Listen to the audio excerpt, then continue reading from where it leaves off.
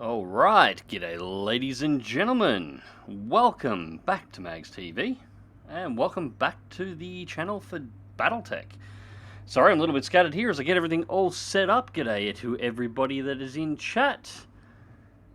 Good morning, Nutty. I'm guessing it's evening or night over here. Yes, it is 4 minutes till midnight, which is actually kind of appropriate considering the current status of DEF CON in the world.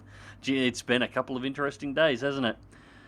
Good morning, Tuppy. Where's the background image from? That is some of the concept art for the Battletech Urban Warfare expansion. Most of the MechWarrior streams I'm usually using either Battletech, MechWarrior 5 or MechWarrior 4 concept art. So yeah, it's all in the concept art stuff. Hello, Vox. Sorry, mate, I'm not going to be playing Lost Ark tonight. Oh, I was tempted to stream it, but I really want to continue on with this campaign. And we've got a couple of mission options that have popped up here. Warhound, been watching live webcams from the Ukraine. Saw some Russian convoys heading north. Yeah, I've been watching a bit of it all day too. I've actually I've had some odd internet interruptions through the earlier part of the day, so I haven't been able to do much in the way of channel stuff. So I've actually been doing a private graphic design course. Well, not a graphic design, illustration course specifically. There's some areas of my illustration that could use improvement. I have my degree in graphic design, but funnily enough, it doesn't cross with illustration as much as you might think, and I'm trying to improve that side of things as well. So I've been basically drawing most of the day, which has been relaxing as it can be with the world events streams all over the place. It has been an interesting day. Took the name for the stream from the Ghost of Kiev story, which I'm still hoping is going to turn out to be real, and it was actually a real pilot before everything went bad with the airfields over there. But I'm not 100% convinced it isn't propaganda just yet. But if it is just propaganda, it's good propaganda. I'm skeptical what it would be cool. Yeah, that's about where I'm sitting on it as well. I'm hopeful. Don't get me wrong, I'm hopeful. It's a great story, but we'll see. Anyways, we are going to be, doing Battletech stuff for this one. We've got a couple of missions in here at the moment. Since flicking through last time, we've actually had this one here pop up for the Free Worlds League, which is good. And it's polar, so good for our energy, but it's a base capture mission, which I generally don't like. But the pay's good, and it's plus 13 reputation for only 2.5 skull. So it's a fantastic training mission, and I do need to start pumping my reputation with the Free Worlds. Because, Marik is what that's where I'm heading in space at the moment. I'm trying to get over there into the world to see whether or not I can find some unique mechs. Other than that, our main one, and this is going to make a few people happy, we're probably going to be doing this one here, Heart of Darkness. It's for the local systems government, so it doesn't have any reputation bonuses. And it is against the Capellan forces, so we're going to lose a whole bunch of reputation there. But it's a 3.5 skill assassination mission, which means assault mech reward at the end. So we're either going to get paid a lot by recovering it, or we're going to have a new keeper for the arsenal. Tell, I'm pretty cool with any propaganda that misleads the Russian army. Well, yeah, this is fair. There's at least one of the vids of the Ghost confirmed to be DCS. Yeah, there's a bit of that going on. It's actually been amazing sitting there flicking through the videos, and the number of them that have popped up that are either DCS World or Arma 3. It is amazing how incompetent the media is. A couple of the Arma 3 videos have actually managed to make national TV, or managed to make TV. Like, they've managed to get off the internet, and journalists have been convinced enough that they've actually used them as examples in the background, and it's fucking Arma. This is Arma 3, mind you. They're supposed to be working on an Arma 4. Can you imagine the amount of people that's going to confuse when it comes out? The DCS one was shockingly convincing, yet with the right camera angles and the right lighting in the right conditions, you can make a convincing video out of DCS, especially on some of the newer maps. The Caucasus maps, it's pretty obvious, it's pretty average. But you start getting onto things like Syria and Persian Gulf, and just get the right camera angle on the right buildings, you know, set up the right shaders with the right graphical settings, and you can make people double take real easy in that. We're now beating up on insects in Lost Ark. Well, don't get too far ahead of me, Tal. I'm only level 24 on the new character. I've seen people use Arma 3 footage as combat footage here alone. UAV, thermal shenanigans, be specific. Yep. Anti-aircraft fire is the one that's been popping up most. What you do is set it to a low light Arma 3 to a low light condition or a low light time of day. Put the anti-aircraft guns in the distance, somewhere near a bunch of buildings that gives you a bit of a silhouette, and then put the right set of shaders on, and you can have anti-air shoot down anything you feel like. And it's good enough that people that are completely uneducated in exactly what's capable in modern simulations will fall for it like that, and they do. It stands out like balls to anybody else that actually looks at it. Like, anybody who's actually played Arma, we pick up on it straight away, but they have no idea. Play with the soundtrack a little bit as well, put some actual combat footage, audio recording that has nice gunshots going off in the background to sell it a little bit more. But yeah, it's kind of amusing how much Arma 3 vids have made TV, like the not A10 striking a position into... Yep. Wasn't corked, but the guy cropped and compressed it hard enough. Yeah, that'd work too. That'll work too. Although this day and age, my golden rule to anybody who may have been fooled is if the video quality is low and the pixels are large, the resolution's low, and it's just not particularly great quality, it's almost certainly fake. We all have a smartphone in our pocket at the moment that's capable of recording at 4K plus. There is absolutely no chance in hell that anybody is recording on a 90s camcorder these days. If the resolution's shit, it's a fake video and somebody's compressed it to get that effect. Simple as that.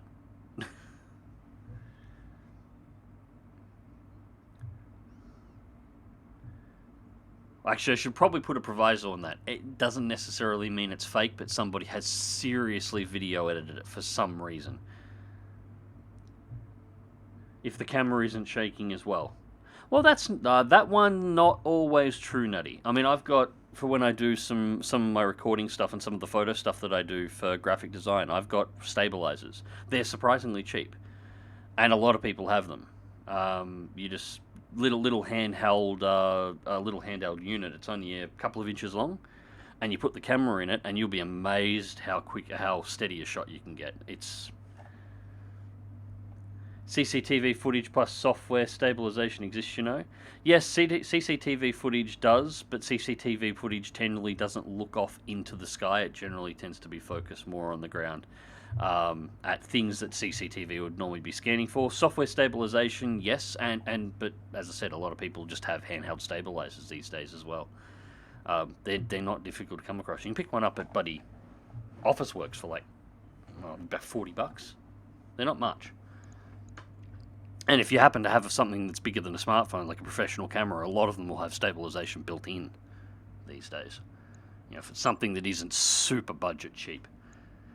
Anyway, so we're going to do Heart of Darkness as a start. So we're going to go piss off the Capellans, and then we're going to jump down here and do this one, which I'm not really interested in doing the base capture. The main reason I'm doing it is a plus 13 reputation for Marik, since we're heading into their space, because I would like them to give me good missions and good salvage when I get further up and around, just to see whether or not they've got some mechs that I don't have.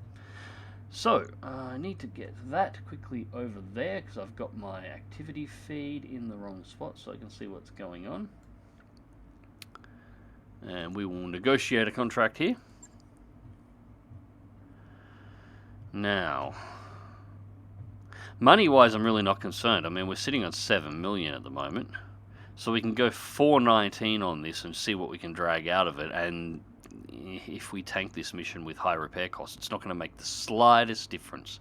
So we'll go with that. Alright, so we've got the Highlander. Now this is a high difficult mission, so we're looking at 3.5 skulls, and we're playing against the Capellans, which means stuff's likely going to get interesting. So we're going to keep it with the heavy assault loadout. I want to start actually rotating it out and using some of the other mechs, because they're a little bit cheaper to run, but this one I will not be. I also won't be using... No, I won't be using this one as a training mission, because this is the kind of mission that is likely going to have, 2 lances of reinforcements just suddenly show up. So we're going to put Archangel in the Annihilator to make sure that those AC-20s are doing what I want them to do, rather than just going all over the sky. Actually, no, Archangel can drive the Awesome, and we'll bring Decker in to drive the Annihilator. That works better. And again, Medusa stays in for our headshot sniper. And we'll stay with the over there. So that works. That works. Alright, we'll deploy.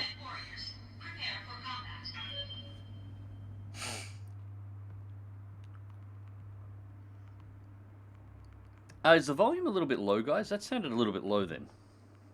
Is that just me, or...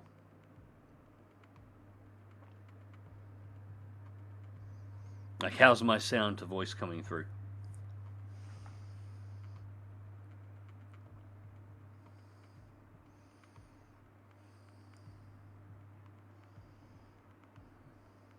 Sound is fine. Excellent. Thank you, Zun. Actually, speaking of footage that did pop over there, did you see the guy who got ran over by the tank? In the car. Like, the crazy bastard survived, too.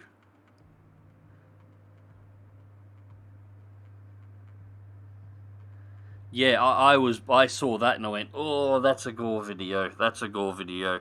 And then there was a video posted 10 minutes later of them wedging the car door open. He survived it. He's in his little bloody hatchback, whatever it was, little shopping car, and ran over by a Russian tank while he was driving. Like, the tank drivers just arced over other side of the road, straight over the top of his car, and just kept going. And he survived it.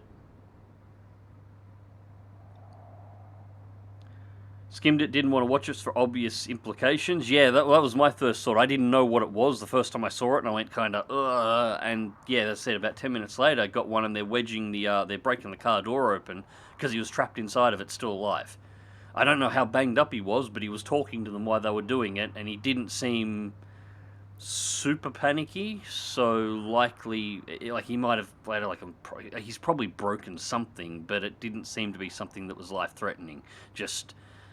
yeah, he seemed to be genuinely okay, and reports came in afterwards. Apparently they got him out too. Like, he's out of the car and he's pulled to somewhere safe. So, just... That's a story. And that is an awesome. That is an awesome. We already have an awesome, but there is absolutely nothing wrong with having 2 awesomes. Shock? No, as I said, apparently they got him out of the car, and they didn't post a full injury report him or anything else, but he wasn't, like, rushed off to a medical facility or anything. He was taken to a safe house where a bunch of people were hiding out, and he's otherwise okay. So, whatever injuries he sustained can't have been that serious. Having more awesome? Smashing. Yes, awesome's good. Alright, so, Capellan forces, Capellan reinforcements. So I was right, we've got 2 Lancers coming in. And that's going to be the Capellan forces that are running defense. And reinforcements are going to be coming from the right. So we've got markers for both of these, which is useful. So it's entirely possible for the forces here to come up over the hill. These guys won't activate for about 1 or 2 rounds, and they're obviously going to take this path down. So if we can get ourselves holed up here... I'd like the top of the ridgeline to shoot down, but there's no way we're going to beat them there. But if we can hole up around here, we can sort of get into a position where we might be able to snipe them as they're coming down the corridor here. It doesn't look like there's an easy way on this section of terrain for them to get up and around and be able to hind up on the ridgelines. They could do that here, but not so much here. And we do have this nice rock outcropping here that we can use to actually hide behind. So if somebody's coming in with heavy LRMs, we can actually park our mechs behind it and just block a line of sight and give them a pain in the ass to lock us.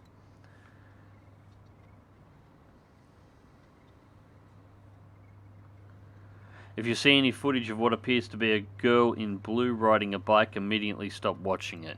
I haven't seen any footage like that. Yeah, okay. I don't want to know why.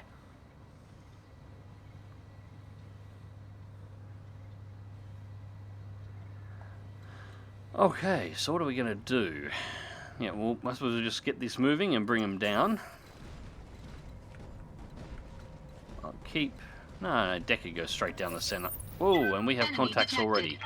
And they already have the ridge line, and it's a 60-tonner. Well, fair enough.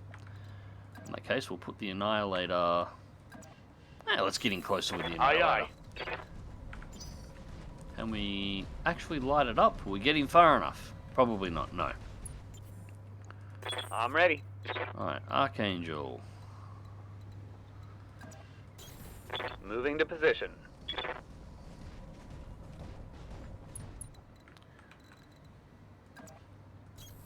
Got it.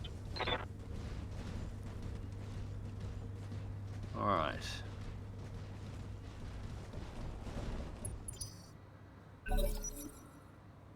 If I were planning an ambush, this is where I'd put it. He says that every single mission, like it's not already obvious what's going to happen next. Yes, Commander. Alright, so Medusa, I'm going to reserve you for one turn. Come on, I want these 60-tonners to move up. Come on. And a 40-tonner around the side. Okay, that's not a problem. Yes, Commander. Let's get Decker into the tree line here. On my way. Still not enough, but what we can do with Decker is we can sensor lock the 60-tonner. It's a quick draw.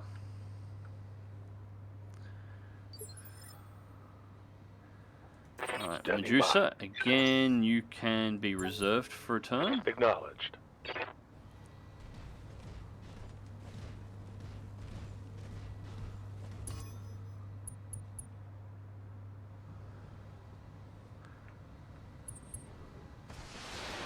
Incoming shots on the Annihilator, because of course there is, but that's fine. That's why I've got Decker and an Annihilator. Although I would feel much more secure with him in an Atlas.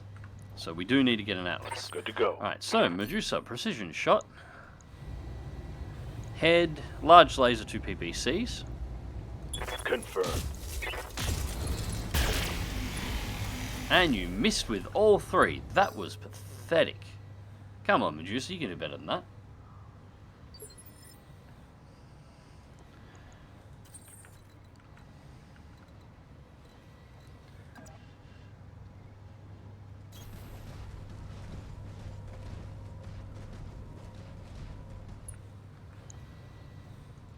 Alright, so, if we can't... Well, I suppose he damaged both arms at the very least.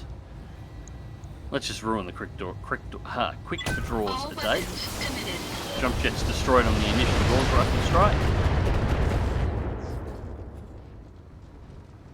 Enemy mech. Critical damage detected. I'm receiving you. And Archangel...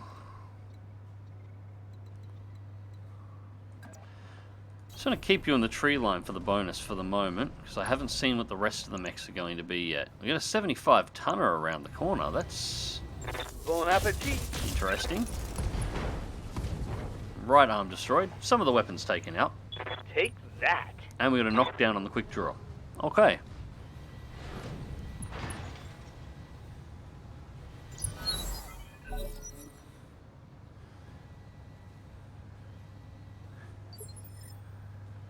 And Medusa gets first shot, which is lovely.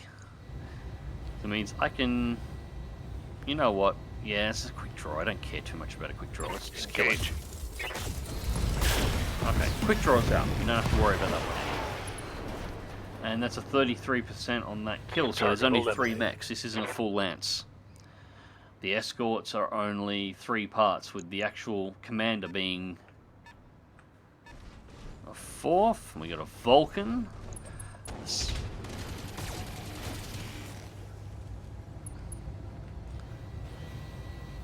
The 75 ton is more interesting to me at the moment, to make sure I get 3 parts of that thing, even though I'm going to take the Awesome as my primary, Standing by. because Position confirmed. I want the option of randomly picking up those pieces, whatever it is, just for the resale value. Ugh. 35, 35, 45, 44. That's not good. That's terrible. Alright, sensor lock it instead. I've got a sensor lock. It's odd to have the scout pilot driving an Awesome, but driving an Annihilator rather, but we can work with that.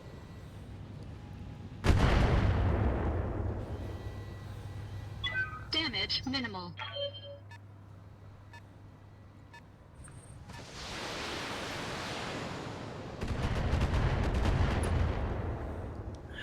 Whatever the 75 tonner is, it doesn't have too much in the way of missiles. I live to serve. Rolling. Archangel can get in. Now, with the sensor lock on target, the Vulcan will be more exposed to shots.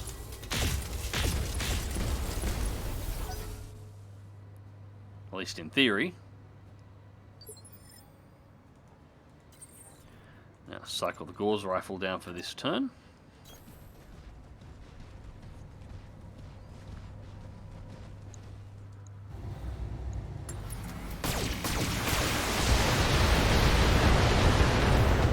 Ooh, that one hurt. He felt every inch of that.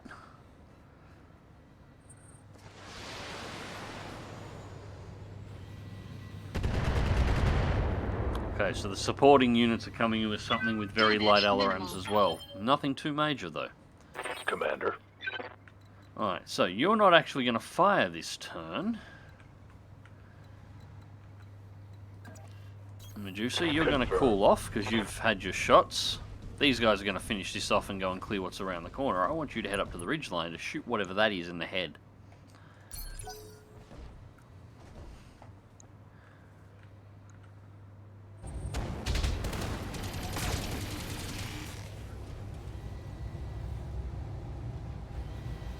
Damage minimal. Ace pilot. Not surprising, since we're actually facing one of the houses Commander. in this one. Alright, Decker. All your weapons the should move. be in range now. So, do something with them. That's a lot of heat, actually. Let's not do that much with them. Honestly, two AC-20 shots and an AC-10 shot. That should do the job, and it's not going to actually load us up with heat at all. Firing. Yep, that did the job. Mag destroyed.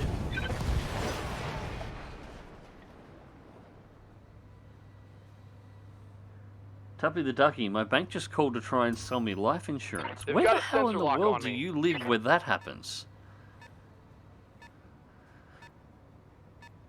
I don't think I've had a call from my bank in like 15 years.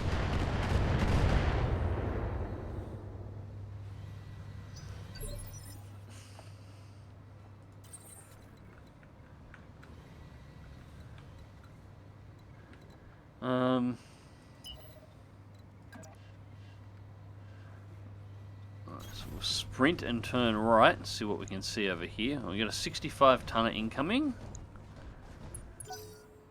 And no additional targets to the right. Orders?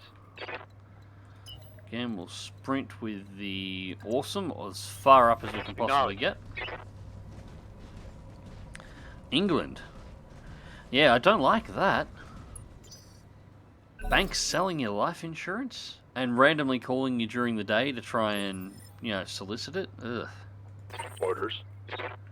So one thing I do like about my banks here, you know, unless there's something catastrophically wrong, or, you know, you've got some kind of loan repayment you're supposed to be doing and you get late, they don't call you, ever, For any reason whatsoever. You don't hear from the banks. Your money goes in, you pull your money out, and they don't say anything. They give you the only contact I have with them is they send me a letter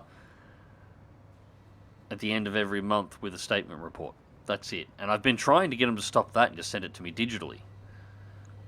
Ready for orders. Just save on the paper. I only ever toss them out anyway.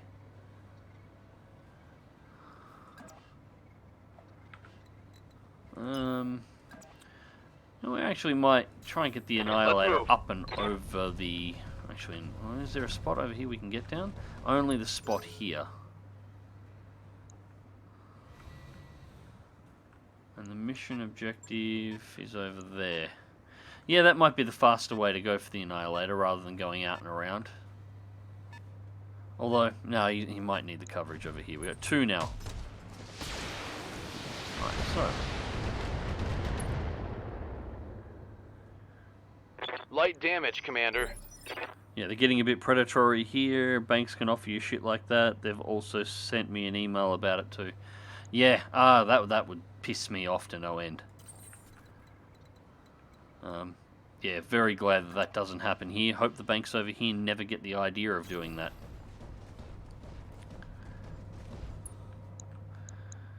Alright, so we got a Thunderbolt. We'll turn the Gauss rifle on for this shot. And just to ruin his day. All weapons committed.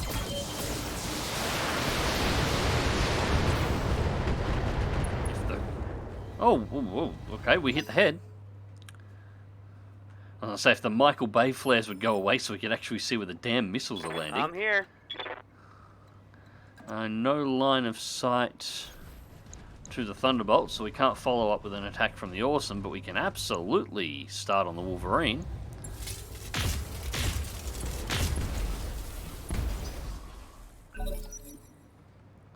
Right, their turn.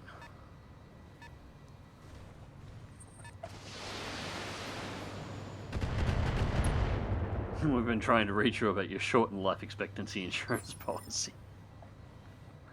Ready for orders.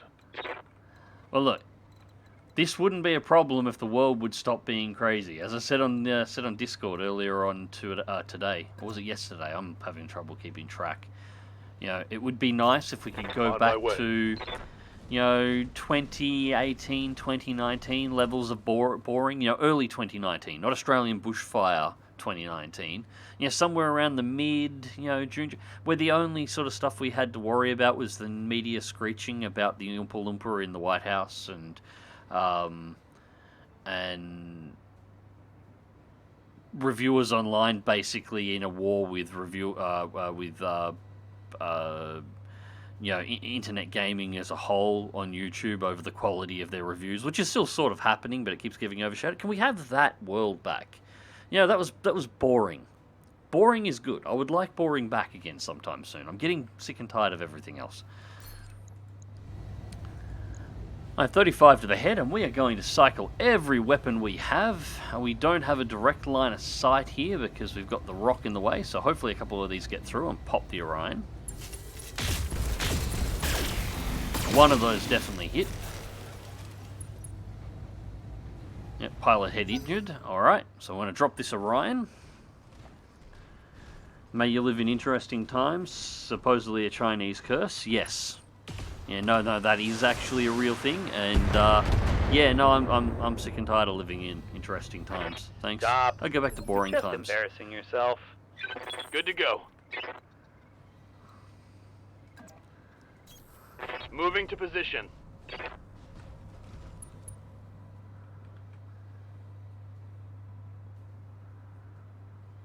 We've noticed you're conscriptable and live with someone we'd like to milk you for your money. Yeah, that makes sense, sadly. The only thing I hit him with is the AC-10. That's it. It's actually kind of fairly average. Well, putting a shot into the Thunderbolt wouldn't hurt from this Engaging angle. with target. Didn't help much either, but... They've got a lock on me. Oh, it does not matter that they've got a lock on you. You're an annihilator standing on a hill. They can see you from another planet. Taking some heavy damage. Standing by. You're fine. You're in an awesome. This thing has all the subtlety of a battle axe to the face. It's great. Yeah, let's go for the Thunderbolt, because it's probably the biggest threat of the three. Just double check. Oh, we got the two, and there's Griffin up there as well. I didn't actually notice the Griffin. That's right, we'll keep working on this Thunderbolt. 3 PPCs. Firing all weapons. You're tanking that too Target's well. taking Your a parts are going to critical start breaking soon enough.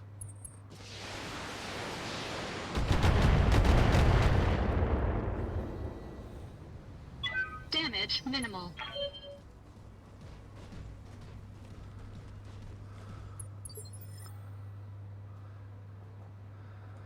Alright, Hunter. Let's not block your line of sight. I don't like the fact that there's so many heavies in a group here. We need to start taking them out this turn. Damage needs to be delivered. You need to die.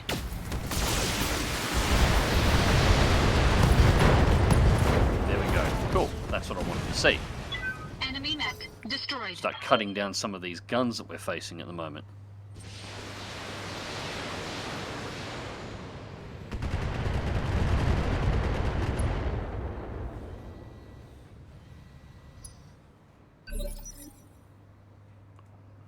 What do you need?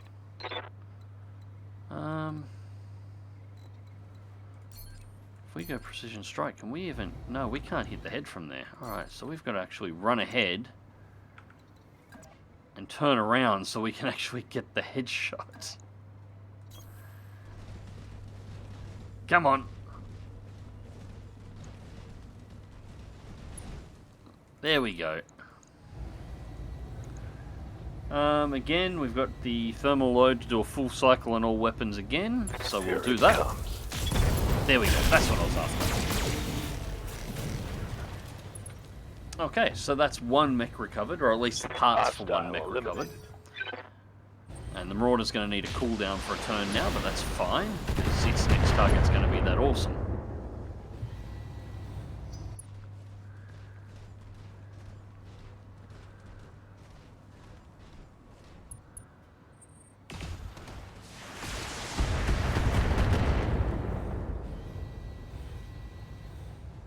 Warning.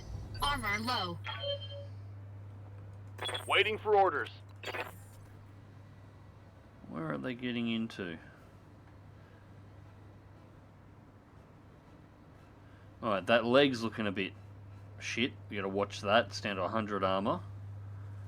And I got 125 on the right torso, so I need to watch that. Everything else is okay.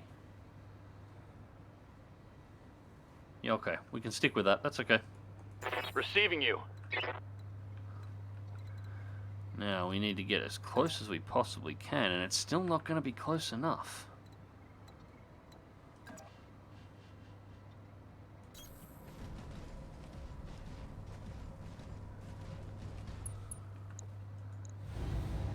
Uh, 70%. Yeah, we can work with that. Let's toss some of the meads in here as well. I want to try and annihilate this Wolverine as quickly as we can. Yeah, that should be fine. We can cycle them down in the next turn. Now let's see how you handle this. Ooh. That was 2 AC-20s and an AC-10 hit, and all we got was jump jets destroyed. Reporting critical hit. Ugh. That should have cracked that thing open. I've been sensor locked. Waiting for orders. Archangel, once again. Get right in their face.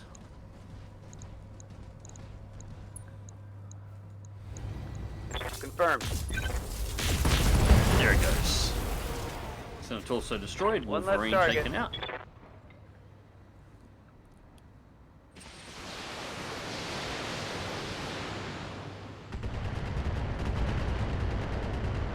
Missiles. That awesome's carrying missiles.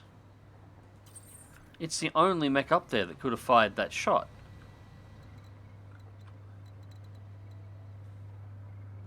Huh. That means that is definitely a different loadout to what we're carrying. It's... yeah, I'm not sure what variant that'll be.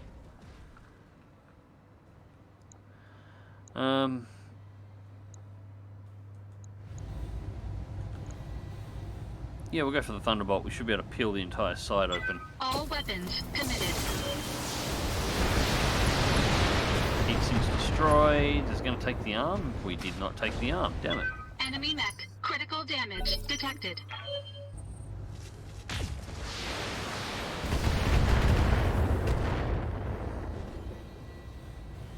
Damage minimal.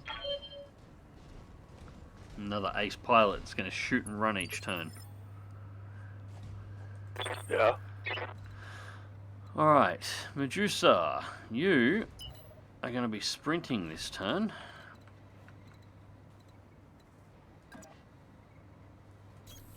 Let's move.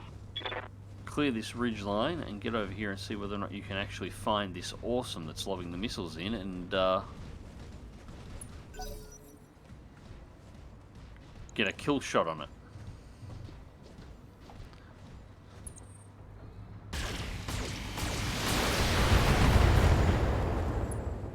Alright, awesome takes the hit, as awesomes do. Reporting heavy fire. What's up, boss?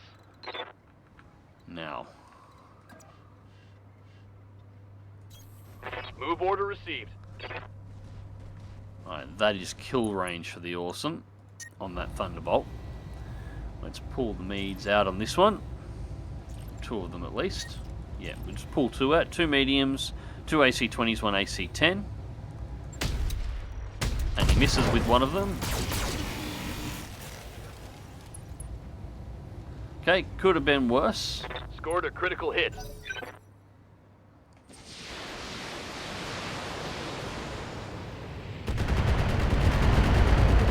Oh, that's a lot of hits. That was a lot of hits, and that was well aimed as well. I'm ready.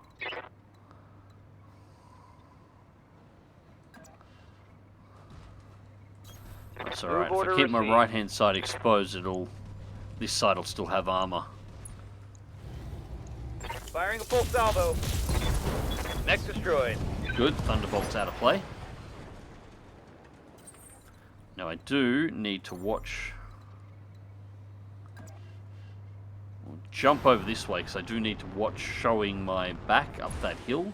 I don't want to take a full volley of those LRMs that are coming down to the rear armor.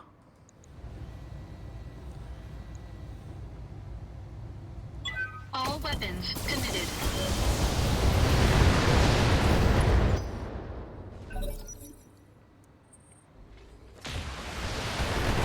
Return shot misses with the PPC. We hit the head, injury ignored because we've got the reinforced cockpit.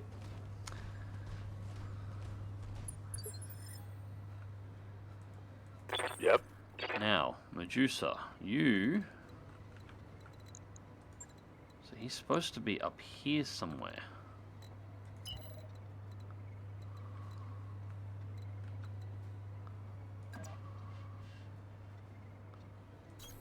Copy that.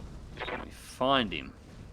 Won't be able to get a shot on him this turn because we're sprinting, but he should be hidden up here somewhere.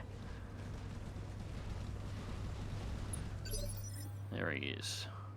He must be lobbing the missiles from there. That's, yeah, extreme range. Orders?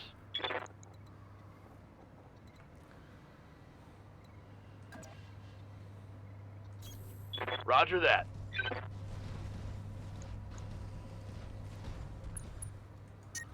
Alright, Deco, do not, under any circumstances, hit the back of that awesome with AC-20s. Acknowledged.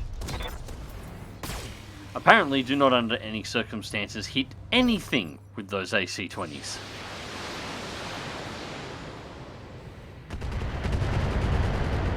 And then he takes all the hits in the back of the I'm taking Annihilator. heavy hits, Commander.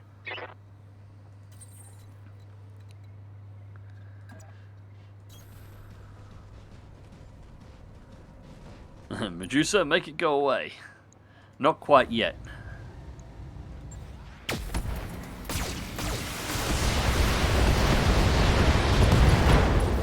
Left torso torso destroyed, left arm destroyed, pilot injured. Enemy mech. Critical damage detected. Ready for orders. Archangel's heat's still perfectly good for the moment, so we don't need to go melee yet. We do need to open some range so we can actually get him outside of the minimum range of the PPCs. Firing full complement on enemy.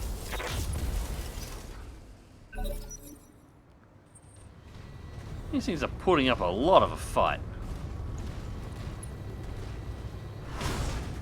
And of the 3 mechs he decides to get into melee with, he chooses the Annihilator.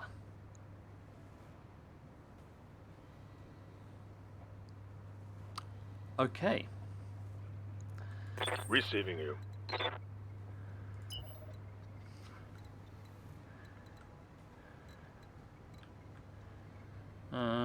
That's going to expose me. I'm going to head for the tree line.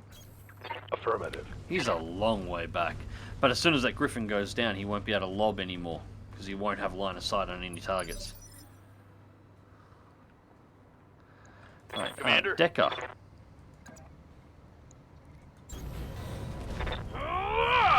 Kill confirmed, Commander. Target eliminated. And that's the end of that one. And now he's going to move, because now he's going to go spot his own targets. Which is perfect. Unfortunately, going to have to get our own wiggle on, because Full throttle. the Marauder's not really designed to tank assault mechs. I don't think it'll have too much of an issue dealing with the Annihilator, but I'm receiving you. it's still not what it's built to do. So it's Acknowledged. best to have somebody else up there to soak the shots if we can get there.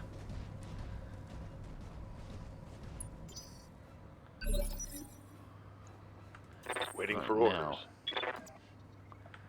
orders. We can get direct line of sight from that position. Moving out. And there it is. Precision strike on the head. We are going to go with everything, because if we can get all the weapons to hit this turn, it'll take the target out. Roger that. One, Primary target is taking damage. there was a couple hits to the cockpit then. Not enough to kill it. Must be just hanging on. Yes, Commander.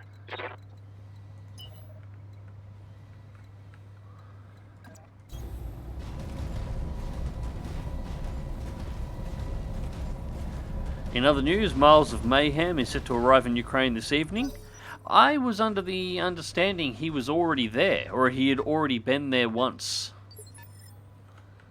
I was following his Twitter earlier on today because he was at Chernobyl last week, which I found funny. He went to Chernobyl, and this week, you know, everything's going tits up. Orders?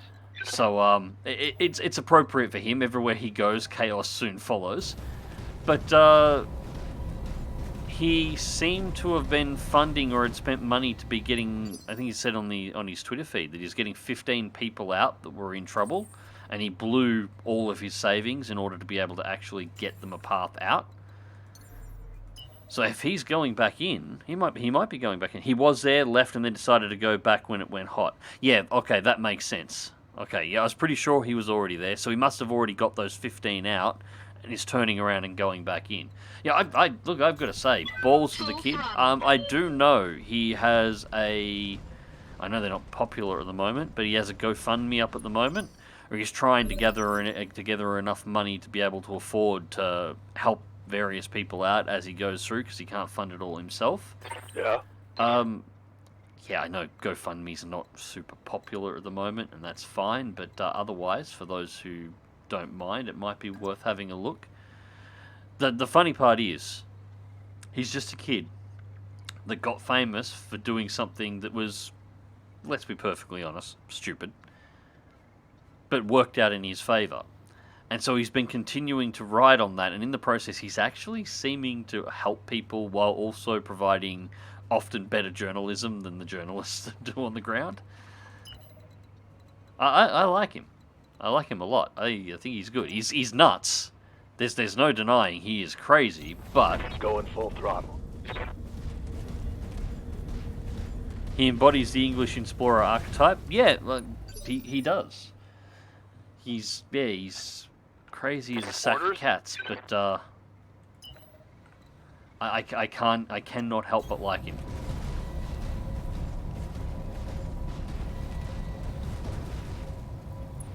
I cannot help admire that while most kids his age will be out trying to get laid, he's in some hellhole trying to actually help Commander? people, or at least find out the truth of things. Like No it's, shooting, just running. The world needs more Mileses, a lot more of them.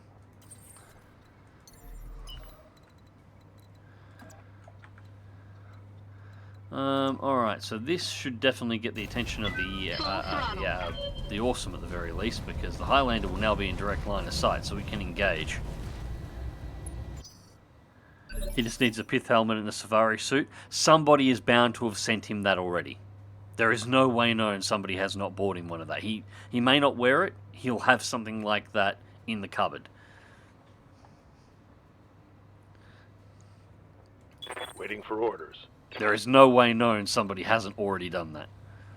Now, once again, we're actually going to have to rush ahead just to get into a position where we can actually aim at the head. Because we can't aim at the head from behind. It's not true on most mechs, or a lot of mechs. A lot of mechs, the head is actually exposed high, so you should be able to shoot it from behind, but it's definitely true on the Awesome. Alright, so, since we've had a chance to cool down, we can alpha strike with all of them, and if one of them hits the head, that should be all she wrote. Confirm.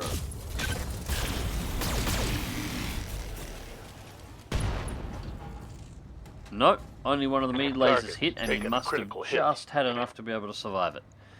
God Waiting damn for it. orders.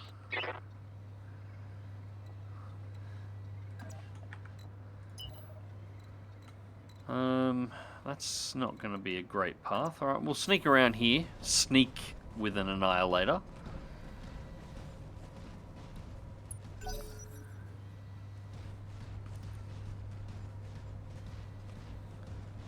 I'm surprised the commander's not running, actually. He should be just about dead in that cockpit. He should be trying to disengage from the battlefield at this point. Or I would have expected him to. Alright, so we're going to jump high and Engaging above. subject. Now, Hunter doesn't have the same precision option, or it doesn't have the same precision level as Medusa, but we might be able to pull this off with him.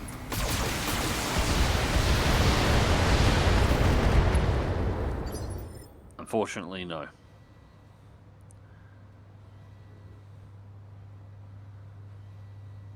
Sneaking with an Annihilator is easy, you just have to step on the softer parts of the planet. Yes, Commander. I like that. Confirmed. Yeah, let's be frank, the only reason this is taking as long as it is because I want that Awesome. And Medusa, your turn now. So, proceed. Once again, we got to run you ahead. Building in the way. Screw it, we'll just go to there. That'll work. Roger. At this point, I don't think it's too much of an issue. He hasn't fired on you once yet. Precision strike, head, all weapons, kill him. Affirmative. It's over.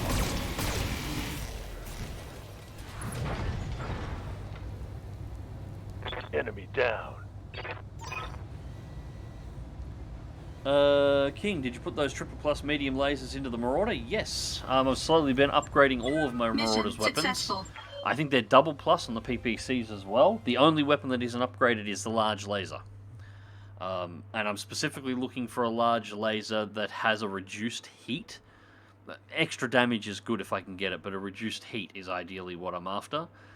So I'm thinking about tinkering around with the improving the Marauder build a little bit.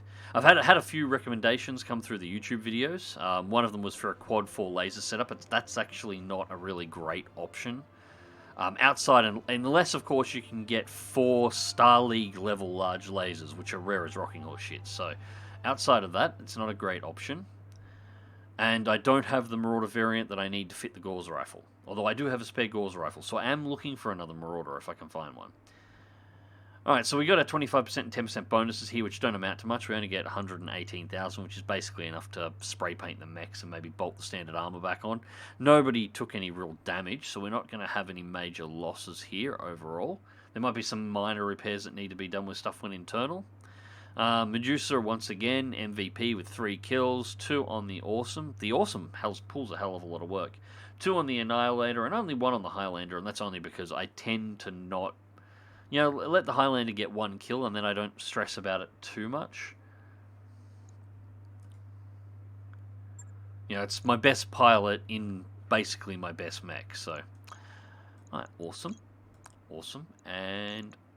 Awesome. So that's 3. Now, is there anything else that's particularly interesting here? We have the 3 parts of Orion, so if I grab 1, that brings us up to 2, 3, and all we've got to do is roll lucky and get one of these 2 parts, and we're good there.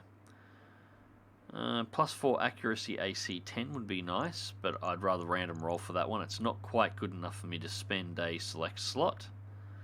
Triple plus medium laser, plus 3 accuracy, plus 50% crit. That's very good. But again, it's not really worth the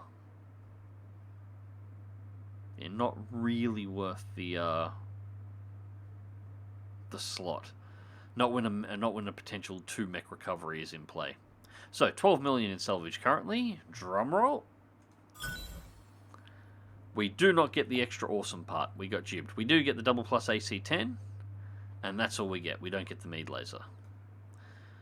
Oh well, I can't complain too much. We walked out of that with an awesome, and we now are 2 or 3 for an Orion, although I would just sell an Orion. It's not a great mech for the way I'm using them, so 2 awesomes on the battlefield. Although this one I gotta have a look at its fit. That mech you wanted is back online. Fire support version. Heavy armor a bit wasted in that role. Yeah, I agree. Yep, I will go through our mech warriors in a second. First things first, we will go to the mech bay. Da-da-da-da-da-da. Highlander, Annihilator. Yeah, none of these need any addressing whatsoever. At all. Okay, so the awesome Q model here, that's our standard awesome here. That's the we've got a cockpit mod installed, and we've got triple PPCs, and I've retuned its armor, and I've tuned its heat a little bit. So that makes the 8T here a new one.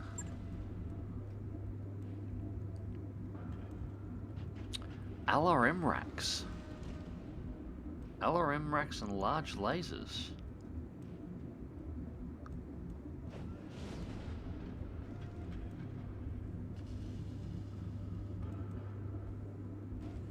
That's an odd build. Huh, what can you do with this one? And awesome without PPCs just feels wrong.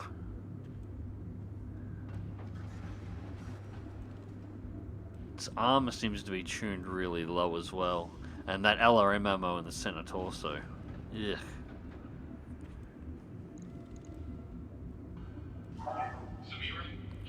It can mount...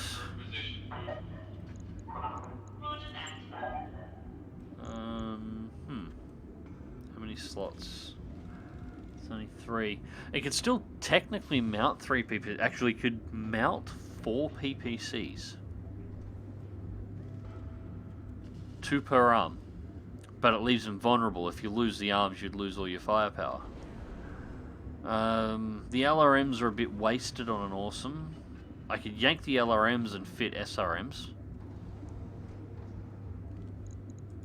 But I can only fit 1 in each torso, which again seems a bit wasted. Something with this kind of tonnage, I'd like to put double stack SRM6s, or twin SRM6s and twin SRM4s.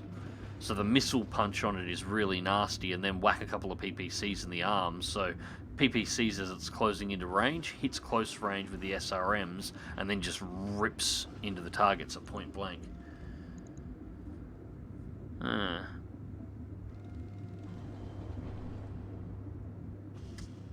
Still not an ideal build, though. I don't want to sell this one straight away, but I might need to sit on this one a little bit before I modify it and have a think about what I want to do with it.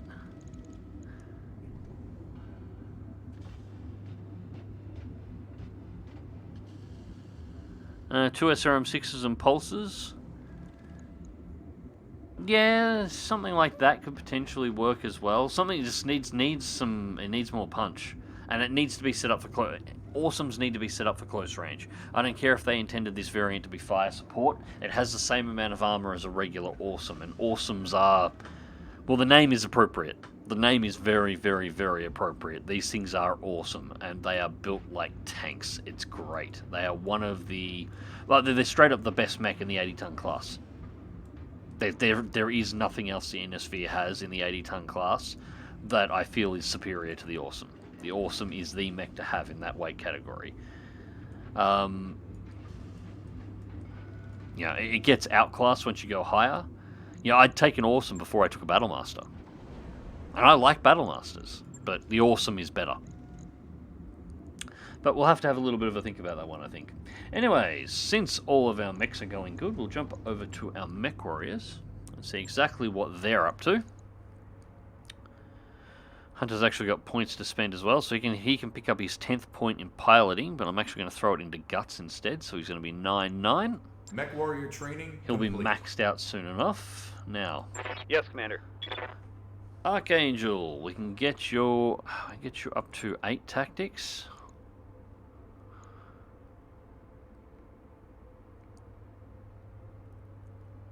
Training confirmed, Commander. Which is good. Good to go. Deca still needs more points. Receiving you. Gorojet has built points out of training while we've been away, so she's been using the mech simulators. 8 tactics, 7 gunnery. No, I'll wait. I want to get enough points to put her up to 8 gunnery, so she can just sit there as Yes, is. Commander. Marvel, not enough points to do anything. Aye, aye. Medusa, 20 base melee hit or +3 health. We're taking the +3 health. We're going 10 tactics on Medusa just because a pilot this skilled, Training I want to complete. keep them alive. Yes, Picnic. Commander.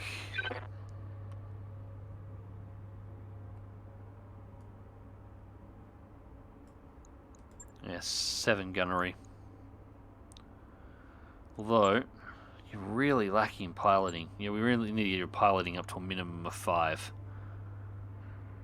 Mech warrior training complete. What do you need? Alright, Medusa's done, Picnic's done, I'm here. Showdown has nothing yet, because we've only Waiting just for picked orders. them up. And Unruly. God, your stats are terrible. Yes. Training confirmed, Commander. Get everything to +4 and then I'll decide exactly what skills I want to start picking up. Alright, so that's all of our mech warriors sorted out. Contracts. Second contract available from here, capturing production. So, Free Worlds League. It's +13 and we're against the planetary government. So we don't have to worry about dropping our Capellan rep any further. We might still need that yet. +13 reputation with the Free Worlds League. It's in the polar region, so that's good, and it is a base capture, which isn't great. I hate base captures. But at the very least, capturing a base, we don't need to chase anything down. Only 2.5 skulls. There are personnel working outside the ship. I'm going to 3... Radiate or energize any Should we go 419 or should we go 315? Might go 315 for this one. I'm not expecting anything particularly stellar from the enemy team, so we can recover just one mech, whatever is the nicest mech they happen to have, and we'll wander away with 331,000 cash clean without having to sell. Actually, no, we don't need the cash. We don't. What am I doing? We don't need the cash. I'm on 7.3 million at this point. I'm good. We'll take it for maximum salvage, and then I'll just sell off anything that I don't want. It'll be mostly trash, but that'll be fine.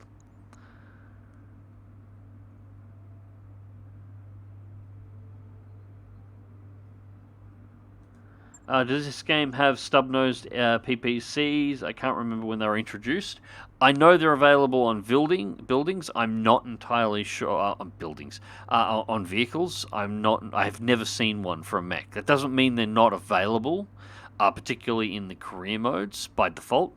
But they might be. But I've just never seen one running through. Having said that, I'm going to be doing modded campaigns of this as soon as I've completed the main campaign here. So once we've got the modded ones, they're almost certainly going to show up. But yeah, I have seen the stubs on some of the what was the name of the vehicle we faced yesterday? I can't remember it now. Not yesterday, last stream. One of the vehicles actually has 4 of them in the turret. It's a nasty piece of work. Time for the kids to come out and play. Yes, that's exactly what I had in mind. So Archangel is coming out, as is Decker. They can go back in, have a break. Gyrojet. Gyrojet was driving the Awesome. And we had Picnic in the Annihilator. I believe that was our setup. And...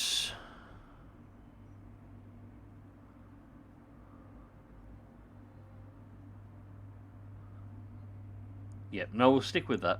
We'll stick with that. Mech warriors, prepare for combat. Could those and SRMs on an Awesome would be great? Yeah, they would be. The SRMs could work. The only problem with the SRM build on the Awesome is it's only got 1 slot for 2 SRMs. So it's only got 12 SRM missiles that it can fire in a single volley, which is a little light for an assault mech. You're perfectly fine for clearing out, light and medium mechs, but it's a little light on. I wish they would double, but the weight difference, I should definitely be able to whack 2 PPCs, a PPC in the arm, probably a pair of Meade lasers with it, and still fit 2 SRM6s. Pull the small laser out of the head.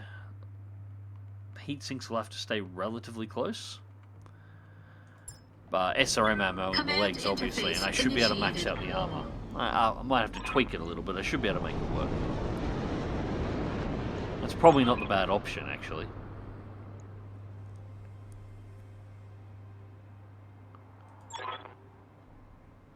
Once that's done, move in and capture the base. Good luck. We're 3 out of 4 mechs assault. We recon by walking in there and killing everything. That's how we recon. They're going to make me scout, and I don't have any recon mechs. So, and I don't have a proper scout lance anyway. I don't have 4 Atlases. Copy that.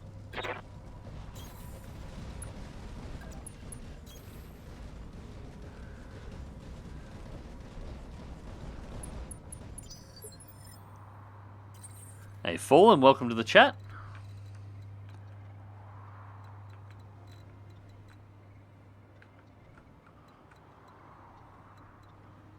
Right, we'll do a sprint again, get them all down the hill, because we're going to have to get them down the hill anyway. There will be a fiery ambush at the bottom of the hill. Yep, there we go. They're already starting to show up. Acknowledged. 4 king crabs. No. A proper scout lance is 4 Atlases. I wouldn't say no to 4 king crabs, but a proper scout lance is always 4 Atlases. That's just the way it works. I didn't make the rules. That's just the way it is. Oh, you poor son of a bitch. Vindicator runs down the hill, stops. There's a Highlander, a Marauder, an Awesome, and an Annihilator marching out of the forest further up the hill. You poor son of a bitch.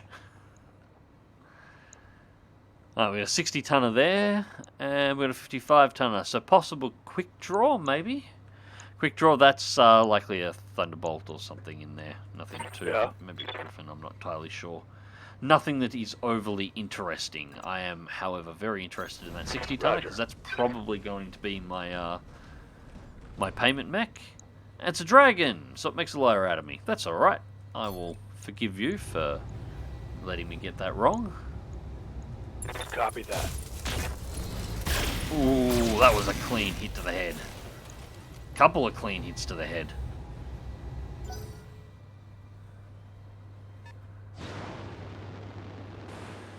I got a Steve Rogers moment here. I understood that reference.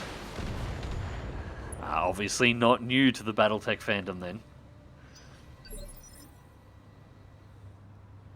The Dragon, a most excellent mech. Yeah, it's not terrible. It's not terrible. Orders. It's not a weight class that I have any real usage for at the tonnage that I'm playing at now, but I like Dragons. Location confirmed. They're butt ugly. There's no question about that. It's a Griffin. Okay, and it's... Ooh. 75 tons. That could be another Orion. That could also be a Warhammer. Both of those sell really well. We'll still drop the Dragon. I'll pull the Mead lasers out next turn, just go with the PPCs and the large to keep the heat load down. We'll drop the Dragon and then we'll drop the 75 tonner afterwards. Vindicator can be the first to die over here. Firing full complement. You I have no usage for, I'm sorry to say.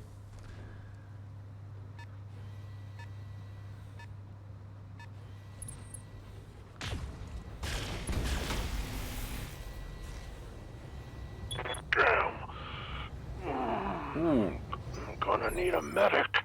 Clean shot in return. I'm going to have to fit a cockpit mod to the Marauder. That's happened more than once. But that's why I also gave Medusa the bonus up to 10 guts. That's the health, the hit points at the bottom of the screen. So six health points. So actually I have to count them now. I should know that off the top of my head. Yeah, 6 health points off the bat. So before the cockpit mods are included. So then you can add the cockpit mods, and you can add, I think on a maximum one, if you can find it, another 5 on top of that. Now Hunter here with his cockpit mods currently on 9. And it's a Black Knight. And it's a BL6. Okay. Well, we're still going to delete the Vindicator first. All weapons committed. Or it has to die.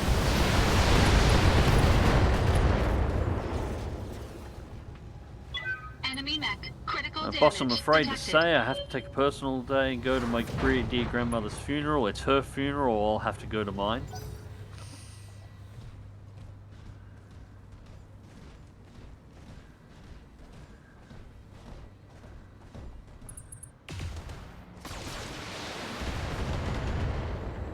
Alright, yeah, I need to get some big guys out in front of the Marauder at the moment. They're making it a bit of a bitch. Good Yeah, to go. Picnic, you are way too goddamn slow. You can sprint. You're no point sitting up the hill. I need you closer, significantly closer. I copy.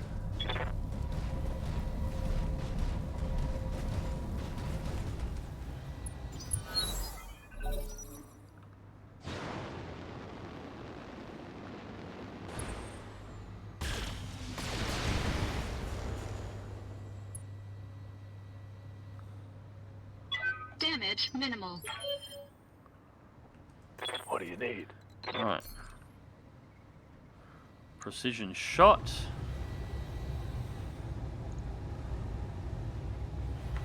Actually, before we do that, move. I need to make sure. It's not ideal because I'm going to expose myself more to that Black Knight, but it'll be fine. It'll be fine. On my way. That's a Star League era manufacturing facility, alright? No wonder the Free Worlds League wants it so bad. Be careful, reinforcements. We're getting intel that there are additional enemy forcements rallying to the facility. You need to Okay. secure the area, Commander. Alright, we need to I'm do still this quick. seeing hostile contacts on screen. Roger. Kill it. Come on. There we go. That's what I wanted to see. Dragons out of play. Tango down.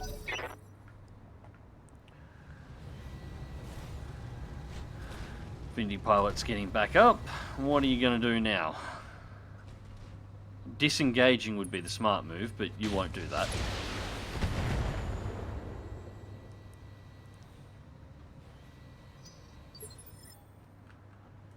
Ready for orders. Gyrojet in the awesome.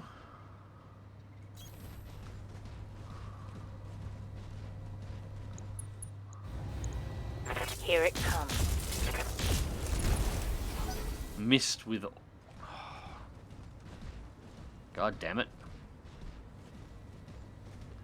Black Knight's going to go for the Marauder again.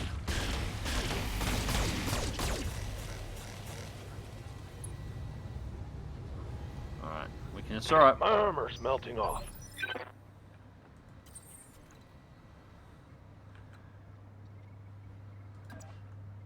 Into the trees for the bonus.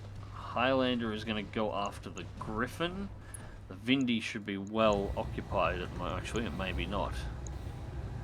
Yeah, we're going to have to take the Vindy.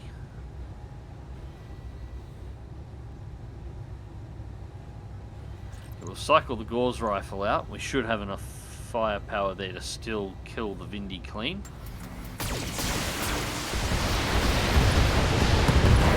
Essentials are destroyed. We'll save the ammunition on the Gauss rifle.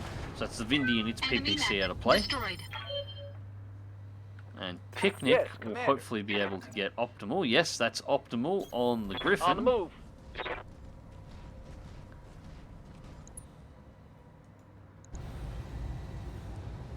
That's really all you can get. That's it. 40. Damn. You really are a shit gunner. Roger. Missed with everything. Everything.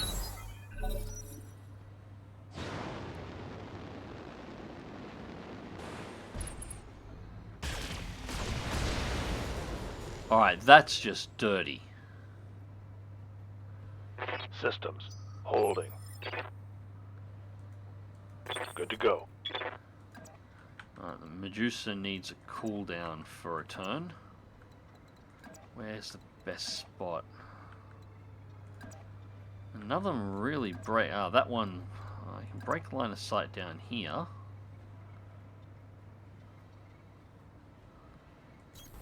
Location confirmed. It's exposing the rear, but I'm going to have to take the option. So that's going to be my cool out cycle. So Medusa brace, and we can cycle back up to take out the Black Knight next.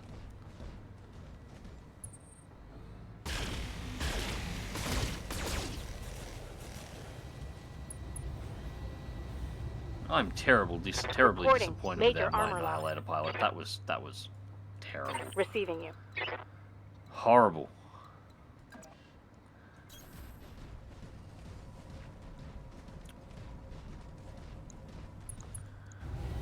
Alright, only 50-55.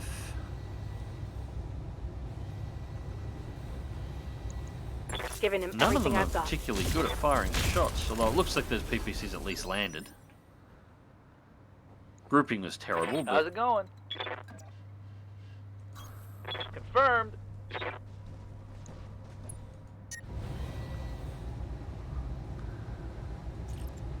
let's pull 2 mead lasers out of play. At least we got some decent percentages now, although they're still only 60%. It's still a coin flip. Taking the shot. Miss. So we had 2 hits and 1 hit to the head. So I can Critical hit, Commander. I can't complain about that too much.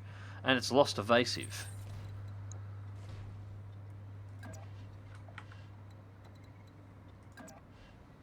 So if I step back to here, no, not there,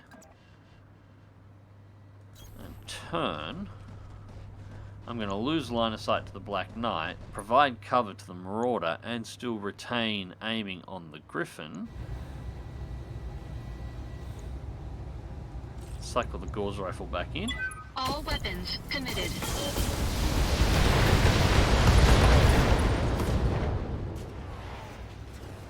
Enemy Side mech. torso Critical destroyed, damage pilot detected. injured. And falling down will do an injury as well. Another injury.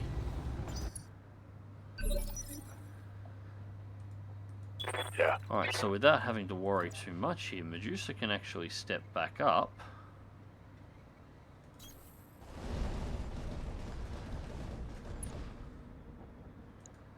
Doesn't need to burn a precision strike, can go for the head. Take the PPCs out. There's a good chance this will potentially just blow the center torso, but we'll see. Engaging target. Head destroyed, pilot lethal damage. Griffin Mech is down, destroyed. 3 mechs recovered. We didn't hit the center torso. So that's 2 recoveries. And now the mech we're actually looking for. And of course the Black Knight's going for the Marauder, because it knows what we're doing next turn. Oh, took a hard hit there. Yep, I know. Standing by. Right, get into the rear I'll arc, move. and we'll see if we can blow some internals on the Black Knight without touching its front armor. So that's really the important part. All weapons are go.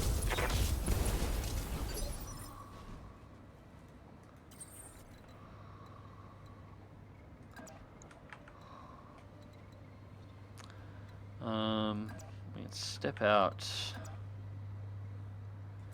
here with the Highlander to get some clearance.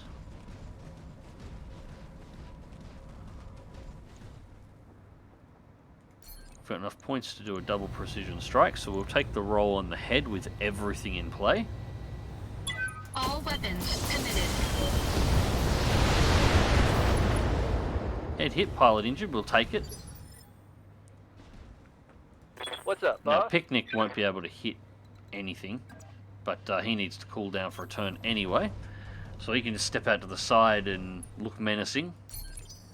I'm picking up a new sensor trace. Looks like enemy reinforcements. Right, dropship's coming in, okay, that's fair.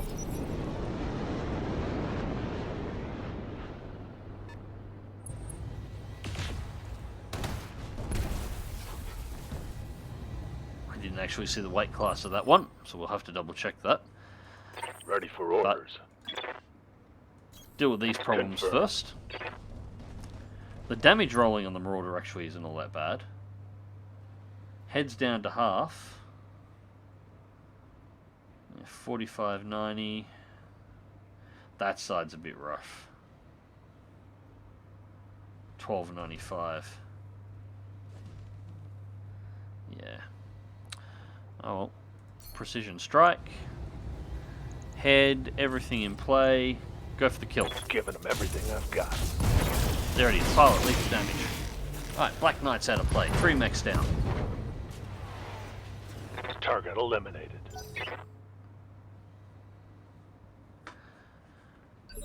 Right, so now we need to work out exactly what the hell we're facing down here. It's the 50 tonner we can see Waiting at the for moment. Coordinates received. And it looks like no active turrets. We're not detecting any turrets from the base at this point. Which is good. Full throttle.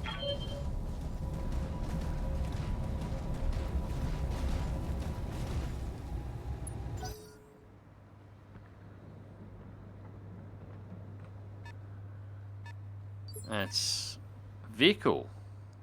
60 tons. Need something, Chief? Striker?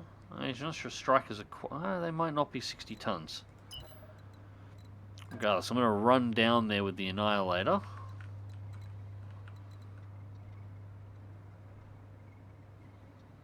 Drop pod is inbound to this location. Units here at risk of destruction. Something's dropping right there.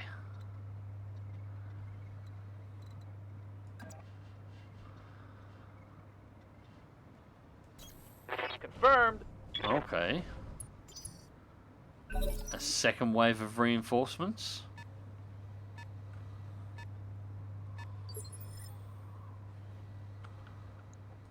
Standing by.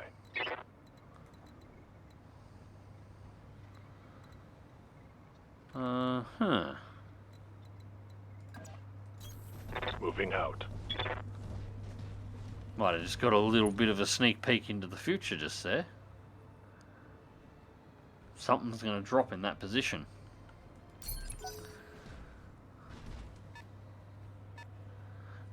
55-tonner. Likely a Thunderbolt, I reckon. Commander. And it extends out too, all the way up here too. That's a really shitty place to put a landing zone, and we're going to have to fight across that. Alright, Wolverine and a Trebuchet. Okay, it's a Trebuchet. Alright, we'll deal with the Trebuchet first. Firing all weapons.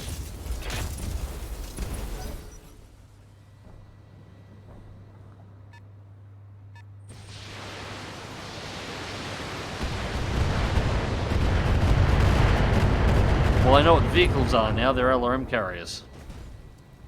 Losing armor. Yeah, that's a problem. That is very much a problem. We are going to have to sprint through the zone. We have to stand on the edge of the zone.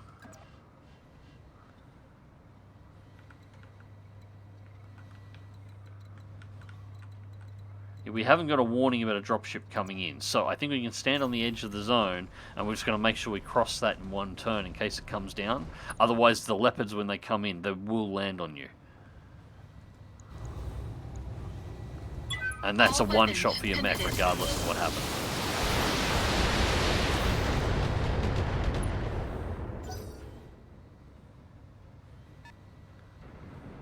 SRM carrier. Alright, that one has to be destroyed. Oh, this is gonna hurt. This is gonna hurt a lot. Jesus fuck. Damn it! I'm wounded. Yeah, don't sleep on Internal vehicles. structure damage. Those things are friggin' Receiving awful. you. Everything about those things is awful.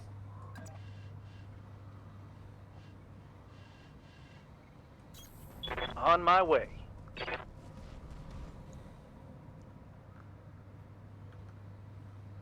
That's interesting. I just got a quote pop up then. Welcome to the chat room. Did I just get disconnected from the stream or something, guys? Did something just happen?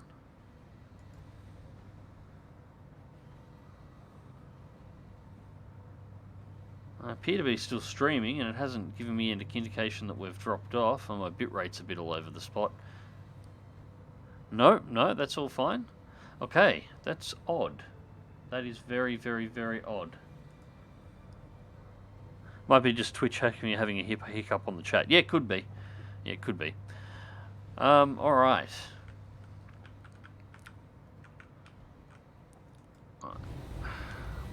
Can't hit any of the vehicles from here. We can only hit with the AC-10, so hit with the trebuchet. Acknowledged. Hey, he actually landed a shot.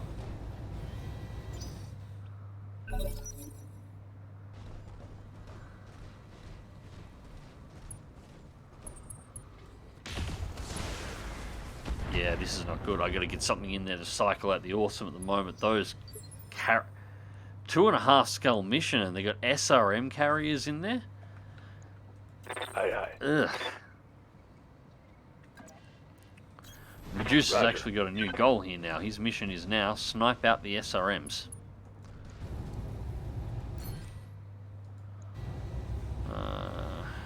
Can't actually hit anything important from there, so there's no point in the precision strike.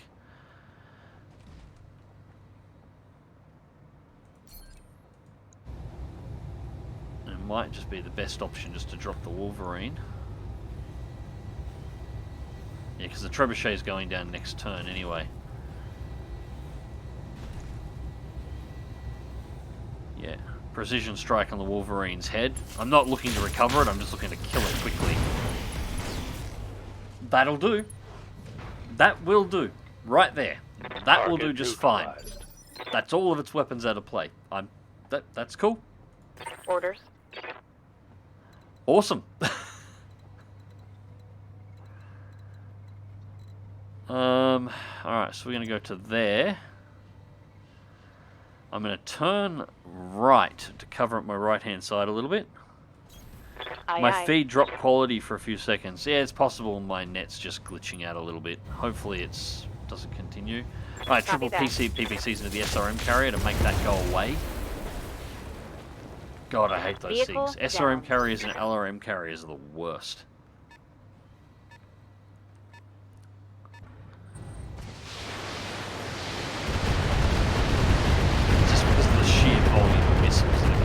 Like, it's obscene. Armor breach. Internal damage. Yeah, for those who haven't checked them out before, I'll see if I can actually target it. Can I jump? I don't want to get caught on this. Looks like there's going to be the spot. Engaging jump jets. There it is. You know, it's got 3 LRM-20s in it. So it's 60 missiles every single turn it fires. All weapons committed. That should be the end here. Surprisingly, no. Despite having the center torso ripped open, that wasn't enough to pop him. Hey there. Okay.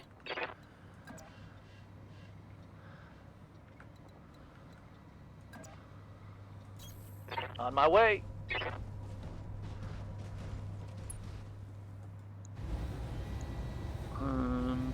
And we're close enough we can actually...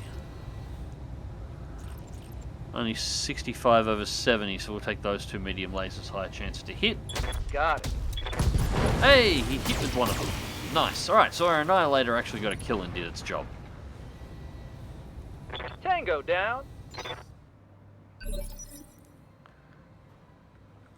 Receiving you. Alright, so I'm just going to send Medusa in a sprint north towards the base. And we'll send the Annihilator that way as well. Ready for orders. Gyrojet offside, Roger that. and you should be able to plug and finish off the LRM carrier.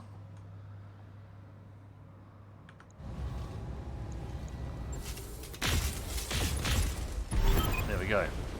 Dropship inbound for landing, Commander. Once they secure the facility, we're dusting off. And that's the dropship that was coming in. Oh, right on top of us.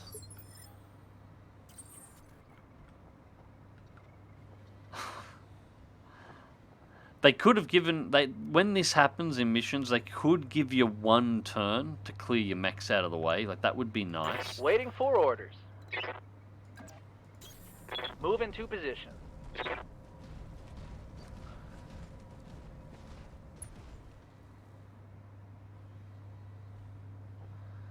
Alright, yeah, we'll just do a...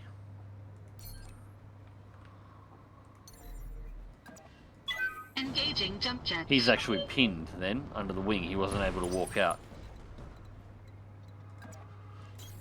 Acknowledged. Copy that. Oh, so Gyrojet looks like she's going to be spending a couple of days in hospital, as with Medusa, but that's alright. This is the last mission we were doing on this planet anyway, and then we were moving on, so... Roger that. Position confirmed. Location confirmed.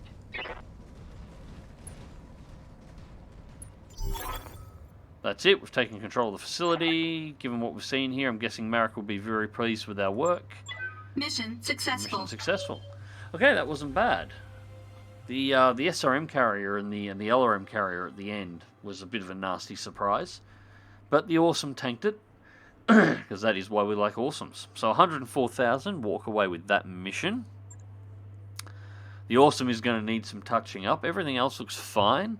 Marauder takes 4 kills, as it always does. Alright, so we're going to take 2 parts Black Knight, because we've already got 1 part. And I'm going to take...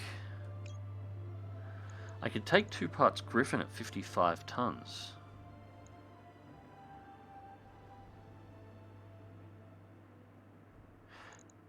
Yeah, we'll do that. We'll do that. We'll take 2 parts Griffin for resell. So that recovers a Griffin and recovers a Black Knight from the battlefield, and we have an option, potentially, if we were to get ridiculously lucky on the random roll, to pull a Dragon out as well. So many mech parts recovered on this mission. Stability bonus LRM 5. Another triple plus 3 accuracy plus 50 crit medium laser. Yeah, not seeing anything else that's really rocking my world here at the moment. So we'll go with that, and let's see what we get on the random draw. So we got 1 of the dragon parts. And we got one of the Wolverine parts. That was a smart play. Well, maybe not. If we'd taken the 2 Dragon and we'd still gotten the 3rd piece on the roll, we could have walked away with 2. That's alright. Not complaining about that. I'm only going to sell the Dragon anyway. I'm probably going to sell the Black Knight as well. I've already got one of those, and my one's good. We got the +3 medium laser, though. So, yeah, I'm pretty happy with that. 16 million. A little over 16 million walk away for this mission. And most of it's going to be sold, so it's just going to pump up our cash.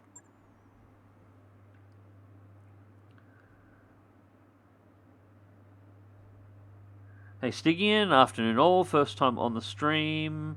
Lines with my time zone, or at least the next 20 minutes. Oh, well, welcome, mate.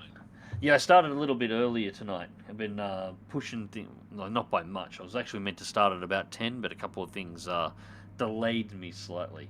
But yeah, trying to get the stream starting a little bit earlier, because I'm trying to get to the point where I can potentially stream every night and rotate through a couple more games. The issue is I need to sleep, and it's been pushing a little bit late. I generally don't finish up until 3, and by the time I'm actually tidied up on this end and ready to jump in bed, it's closer to 4. And it's I'm getting too old for that shit. I can't do that too much anymore. A couple of weeks of doing it, and now I'm feeling a little ragged, to be honest. So, gonna have to do something about that.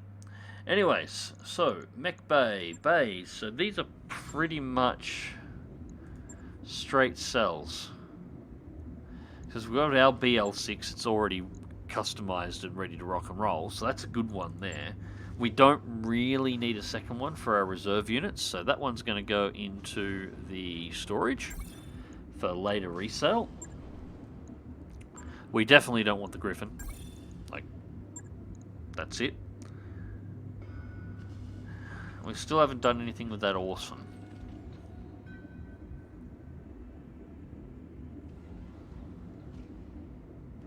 You know, I'm going to storage that Awesome because I haven't really got a purpose for it just yet. I'm not 100% on the build yet. I generally like my standard Awesomes with triple PPCs.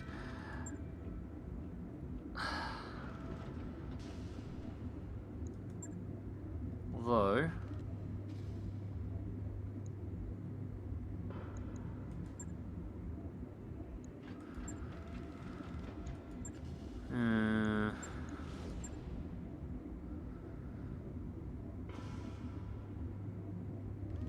I was thinking I'll throw it down so I don't have to pay for its upkeep when the next one comes through, because financial report's in 16 days.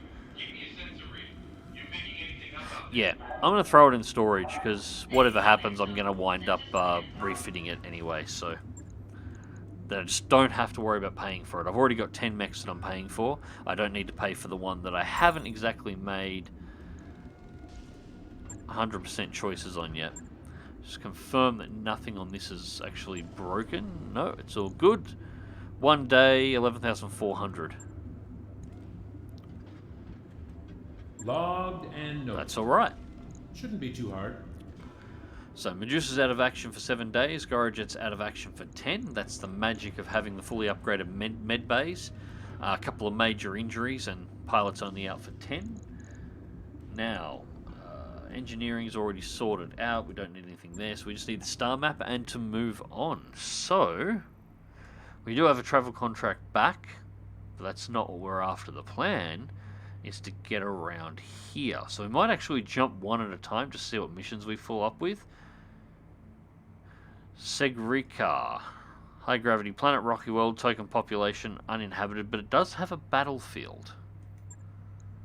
You can sometimes find some interesting stuff on those. So we'll just jump through there, have a check, see what pops up. Ready for the next job? Okay, so that's the Awesome fixed.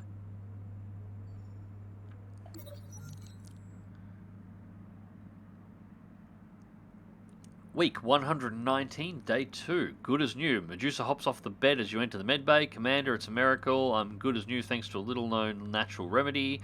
I got it for a steal and shore leave. A medtech pulls up an X-ray on a view screen. I hate to admit this, but somehow Medusa's hairline fracture is regenerated in record time. It's perplexing.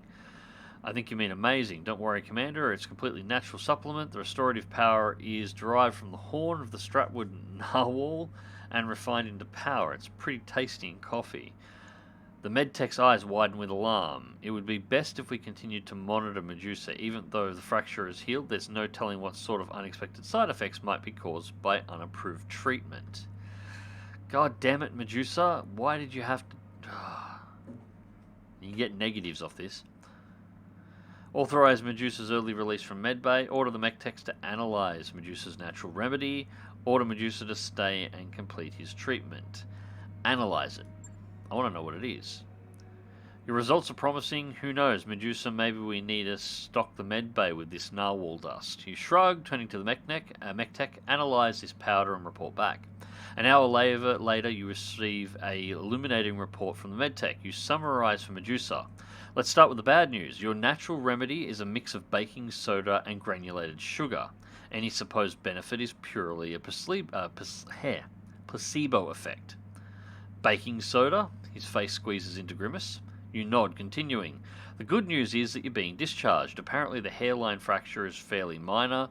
Your hair. You lower the report. How much did you pay for this junk anyway? Medusa groans. Too much. I don't know if I'll ever find this stuff again. I brought 15 cases.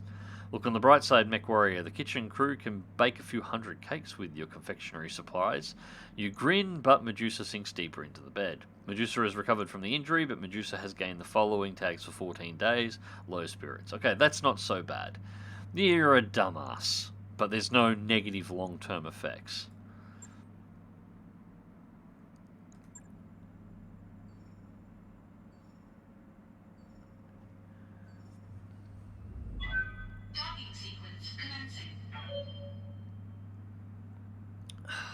I love the ship porn in this. None of the other MechWarrior games do this.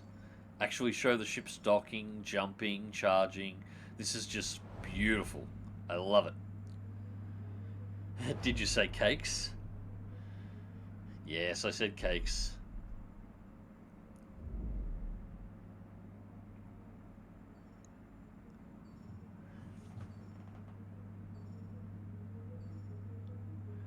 Cheerio. Now entering synchronous orbit. Looks like we've arrived, Commander.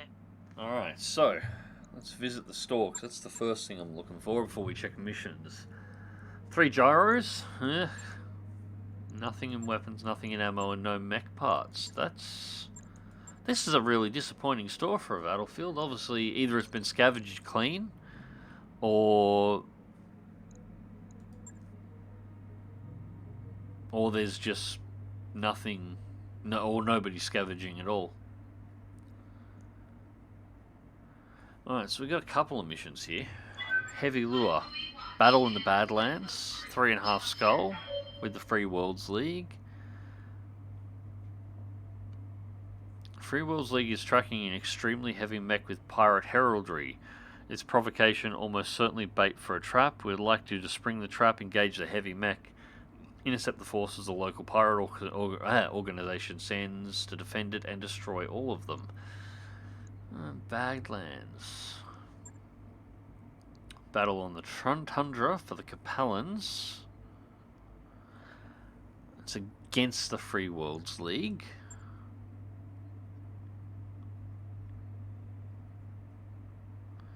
Seismic disturbances picked up by one of our recon units on Sigrika suggests that someone is conducting underground nuclear tests on this supposedly abandoned world. That's interesting. A convoy ambush, though, because I don't like the mission type, but that's a big no-no using nukes. Recovery in the Highlands. And a base capture. Not really interested in playing for the Capellans. Extremely heavy mech with pirate heraldry. So it's against the pirates. So this isn't going to piss off the Capellans at all, and it is going to boost the Free Worlds League. It's a battle. Badlands is not ideal, particularly for the Marauder, but a super heavy mech. .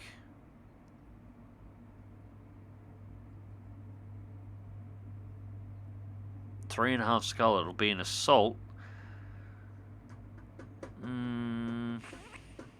What do you think? What do you think, chat? Should I do this one? Or should we just move on to the next world? I'll let you guys have the call on this. So it's a 3.5 skull mission battle on Badlands. So it's going to be higher temperature. It's going to be a little bit more difficult to manage on heat, although that isn't a major issue for the Highlander. And the Awesome definitely has the heatsink capability to be able to handle that. It's more of a Marauder and Annihilator issue. Alright, so we've got one go for it. We've got one next. I need at least one more. I need a tiebreaker.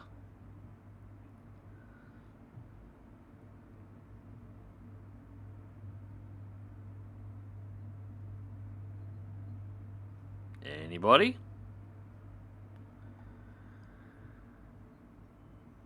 Go for it. Yes. Alright, there we go. That's all I was waiting for. Alright, we'll do it. Heavy lure. So we're going to go spring their trap. We're going to want our top pilots in for this one. And we're going to want all of the parts recovery. I don't give a damn about what they're offering me money-wise. I want all the mechs. It looks like they're only going to give us 315. But 3 is enough to recover the mech. So that's okay. 3.5 skull, 80-ton, potentially 90-ton assault. Although there is always the random chance we could wind up with something in the 100-ton range. That can happen. Hunter in. Nope, sorry, Picnic, you've had your training. Medusa, you're on low spirits. Ah, god damn it, I don't have a replacement for you either, so we're going to have to deal with that.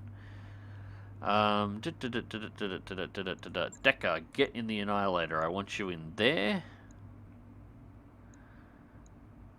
And yeah, it's going to have to be Archangel in the Awesome.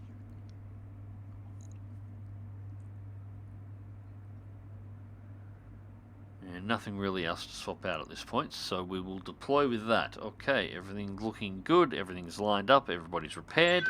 Awesome, let's do this.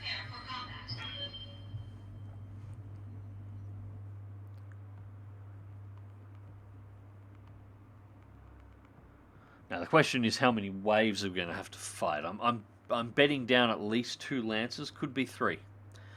May have being pirates may have vehicle support as well.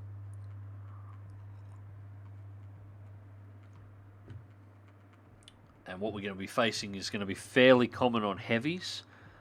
Although if we're lucky, we might get multiple assaults, which will give us more options to recover. Interface initiated.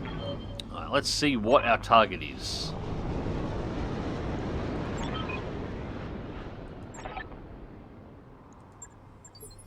It's not giving us a...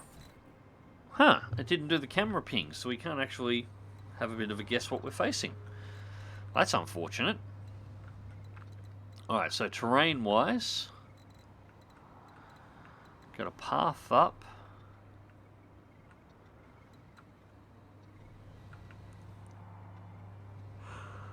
Yeah, I'm thinking that's the better option. Going up in the valleys is going to give them the high ground to shoot down on us. And it's going to bottleneck us when we're going uphill through here, or... I don't actually think that's a path up. So yeah, we'd have to go up here, which they'd be able to bottleneck us at. So we might actually go straight up over here first. And take the left-hand side of the valley. Move into position. I'm walking here. Now I have a bad feeling about this. Alright, Han. Never tell me the odds.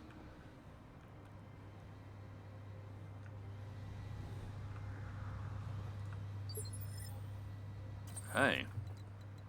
There's a few mechs around then, because that took a little while to get through. Roger that.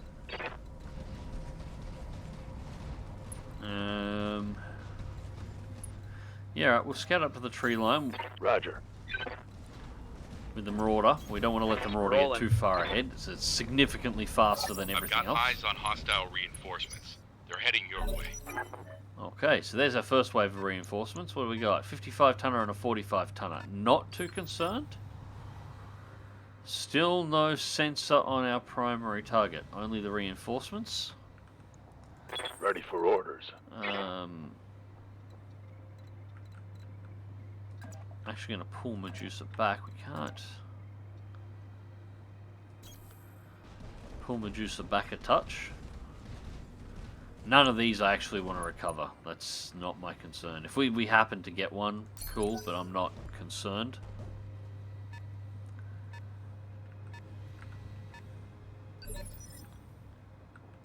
Waiting for orders.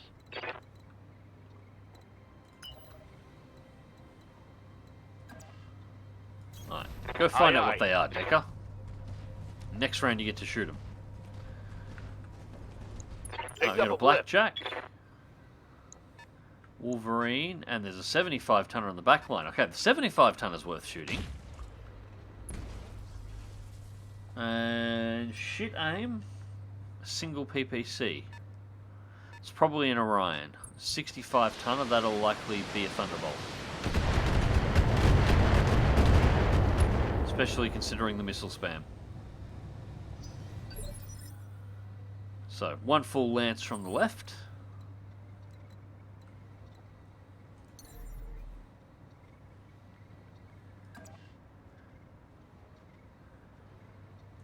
Engaging jump jets. I land a shortcut up the ridgeline, and let's... Yeah, let's hit the Blackjack. It's the only one we got direct line of sight on for everything so far. All weapons committed.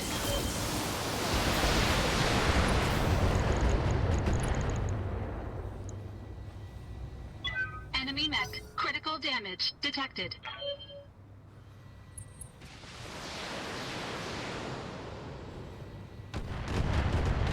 Alright, so that was from our primary target. Orders?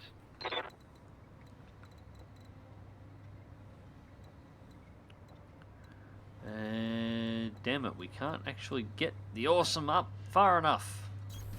I'm going. Archangel needs to drive faster. And those are really bad shots. I'm not even going to bother. I should have sprinted. Yeah, I should have sprinted.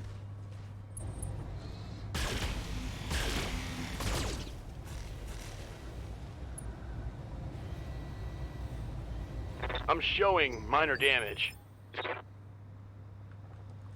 Receiving you. Actually, Medusa, reserve for a turn.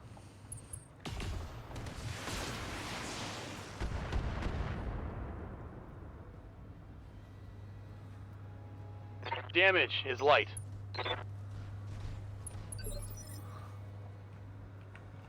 Commander, Decker, get into the trees.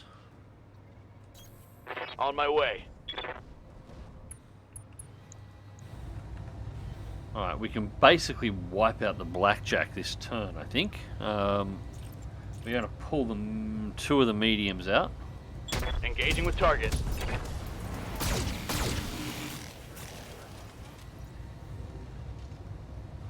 No, it didn't kill it Critical hit, completely, but Commander. that disarmed it.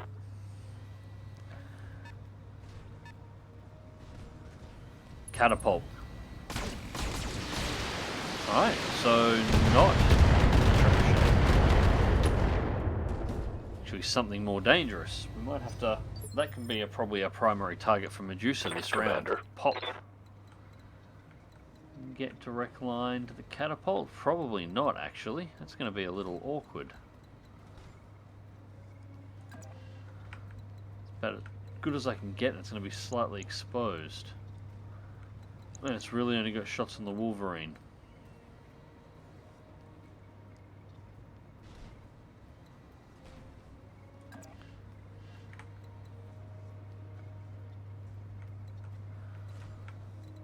Just double check and make sure I'm seeing here. Yep, no shot on the catapult. Alright, so we've got to be careful with our Marauder's heat load. Slip the Marauder up and keep it down below the ridge line here so it's still not exposed to these guys, just so it can step around in the next turn and take its shot. But that's about all we're going to be able to do with it.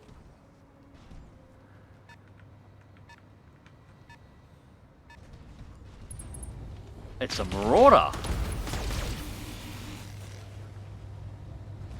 And that... Ooh, wait. That shot went internal. That looked like an autocannon shot out of that Marauder.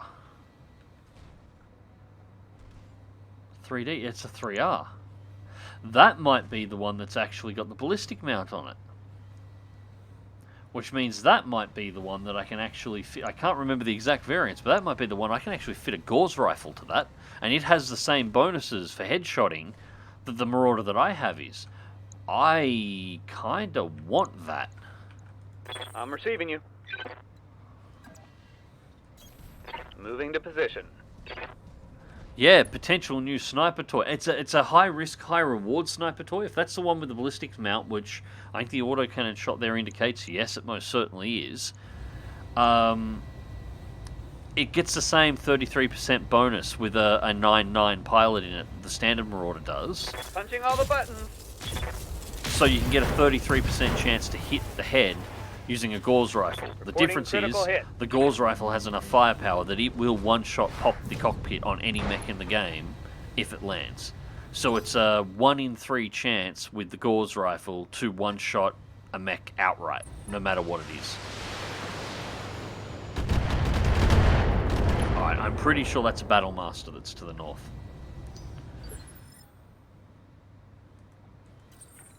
So yeah, if that's... I want that. I want that a lot.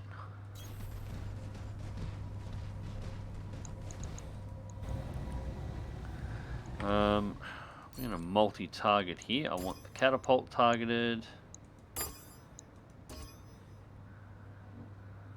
Alright, so... target B... Actually, no. If we multi-target like that, we don't get the precision strike, which I want to take advantage of. Gauss rifle out, we're just going to cycle the Meade lasers, the SRMs. Yeah, screw it, we'll dump the LRM-20s in there as well. Make sure it dies. Alright, so blackjack's out of play. Enemy mech destroyed.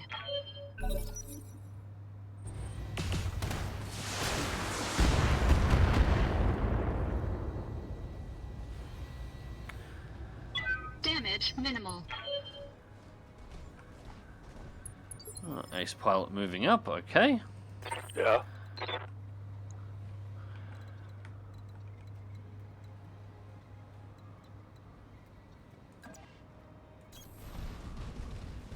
Bring the Marauder around.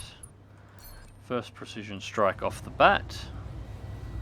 35 to the head, and we're going to have to cycle the Meads out on this one because we just got to watch the heat loading.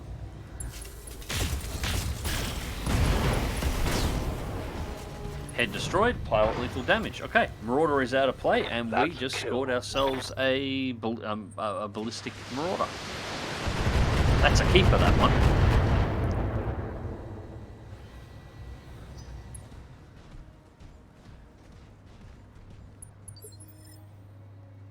And that'll have been the Lance Commander as well. Ready for orders. Alright, so, Annihilator. Close range. Roger that. Your target is the Wolverine. We'll pull them. We'll leave one medium in. Copy that.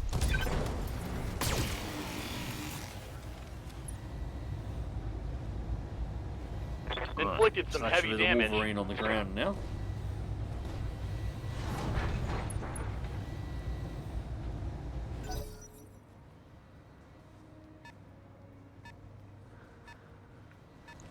Yep, Battlemaster. Thought so. Alright, so that would just be a seller anyway.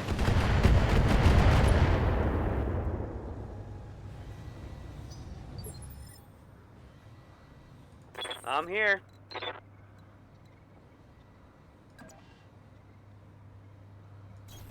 Onward. Alright, so if the Awesome can pop the Wolverine, and then the Awesome can go and fight the Battlemaster. And we are going to overheat. Yeah, it's worth it. It's worth it. Acknowledged. Come on, get the kill. Heat critical, Watch my structural heat. damage, that's Taking fine. A damage. little bit of overheat, but we're all good.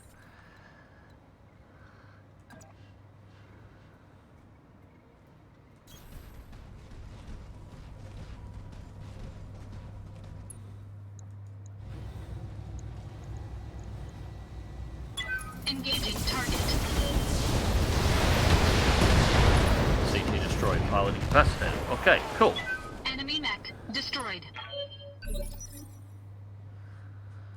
Orders. Now, Medusa. Precision again. You have no line of sight to that. Damn it. Alright, well, we won't stress on the catapult just yet. Battlemaster is probably a bigger threat, especially since the Awesome's actually losing a little bit of armor here.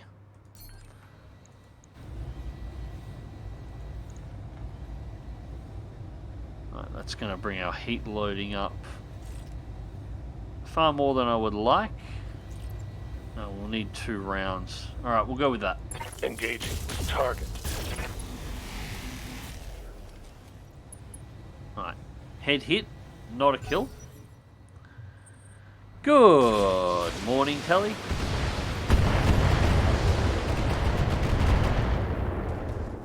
Big hits from the catapult. Internal structure damage.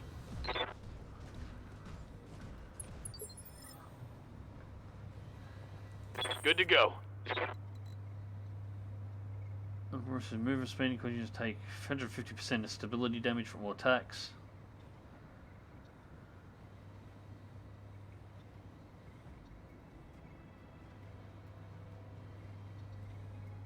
Yeah, it's probably better that we actually back the Annihilator off a touch. On it. He needs to shut down for a turn anyway. Pardon me.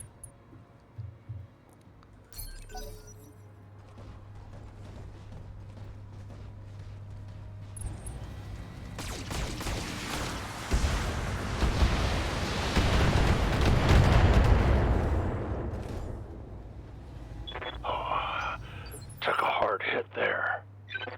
It's alright, that's fine.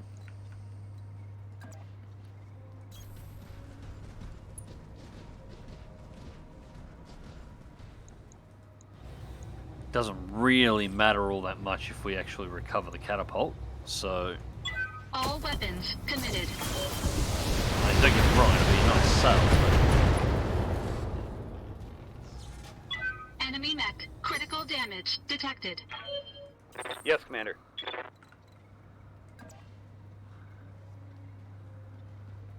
yeah, I'm actually going to have to... Yeah, I'm going to bring the Awesome forward and then shut it down for a turn, just so it hopefully absorbs the next round of volleys in this direction.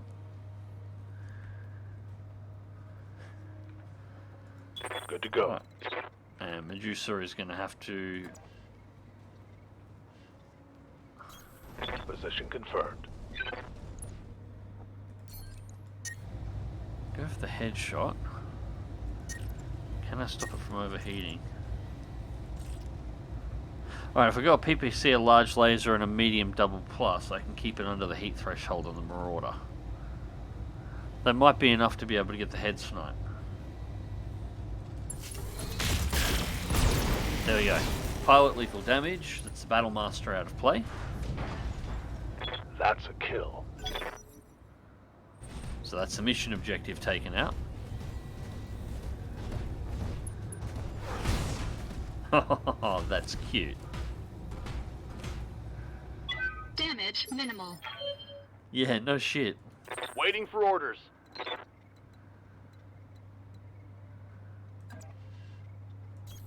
Coordinates Catapult received. headbutts a Highlander. Damage minimal. Yeah. That's about what I would expect. Acknowledged.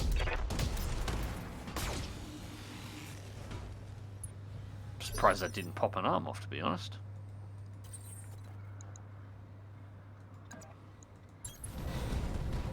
Engaging physical attack. There we go. Enemy mech critical damage detected. And it looked like the kitty was cuddling the Highlander. Standing by. Alright, this should be enough to finish off this one, and that'll be the end of this mission. And then I have choices to make. I think we take that Marauder. I Here it comes. haven't encountered a Ballistic Mount Marauder yet. I don't know when we'll encounter another one either, Yes, so... Commander. Yeah, Marauder can shut down for a turn. It's on the verge of melting down.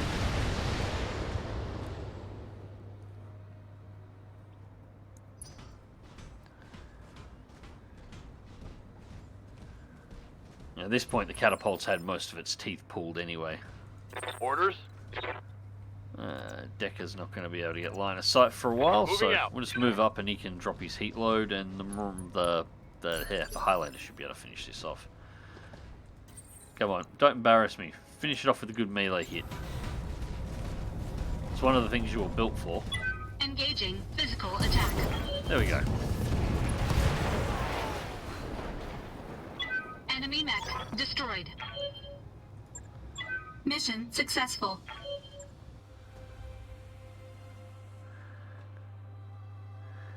Oh, don't sing that. Now I'm going to have to go watch the Highlander movies again. Although, to be fair, watching the first one is not difficult. So 87,700 out of that. No bonuses for taking out the extra lance. Although I suppose we knew it was going to be an ambush, so you don't really get bonuses for something that you signed on in advance. No injuries overall. The Annihilator needs some touching up, as does the Awesome, but nothing major. Yeah, the first Highlander movie is beautiful. The second one... well, I'm not going to say I hate the second one, which a lot of people do. But I'm not going to go out of my way to watch it. Alright, we are taking the 3R.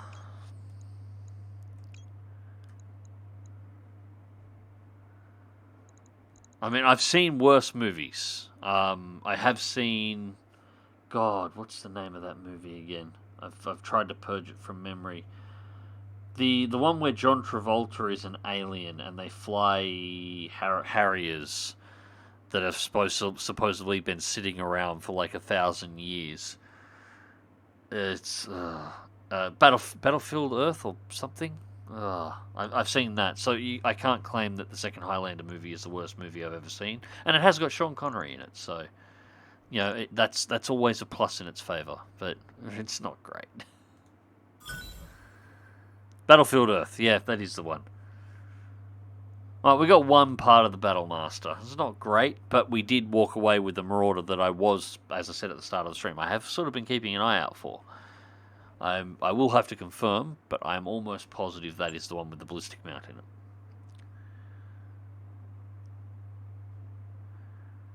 Sean made most movies better. Indeed, he did. I actually can't think of a movie that he was in that I didn't like. That mech is ready to fight, Commander. Actually, I can't think of a movie that he was in that I don't own. I'm pretty sure I've got his entire not discography, his entire movie back history around. And some of his later movies were really good too, even when he was a bit older. Entrapment is a fantastic movie. Alright. Yes, I can watch the laser scene for days. For no apparent reason either. It's just a really good scene. Alright, so we're going to fix up our mechs first. Just checking out. Yeah, that's all it takes. Okay, cool. And the Awesome just needs a touch up as well. 1 day, 21,000, nothing major.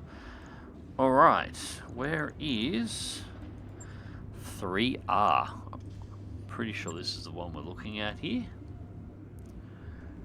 Right, yep, this is the one. Triple ballistic slot in the right torso. This is what we're after. This is the good one. Now, I'm pretty sure I still have my spare... Yep, still got my spare Gauss rifle floating around as well. Cool. It's only a standard Gauss rifle. I would like something that's a little bit boosted out, but I can yank this one out. Gauss rifle in. That's going to blow our tonnage out, but that's fine. AC5 ammo comes out. We pull the PPCs. We don't necessarily need those. We're going to max all the armor, just keeping the mediums as reserves.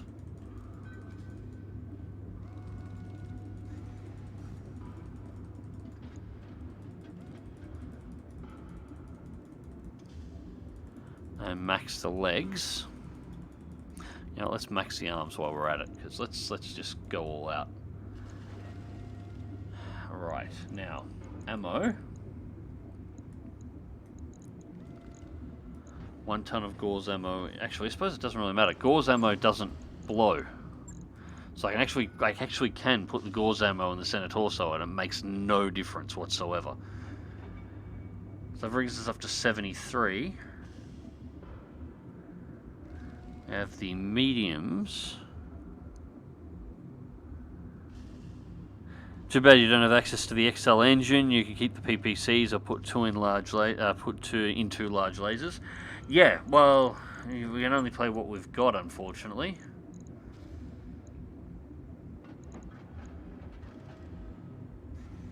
Now we want the rangefinder. It's the missile pack. But what we can do.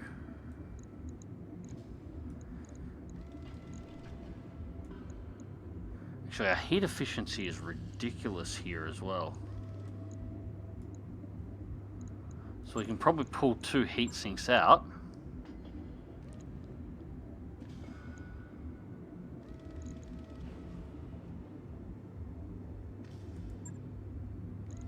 Go an extra ton of Gauss.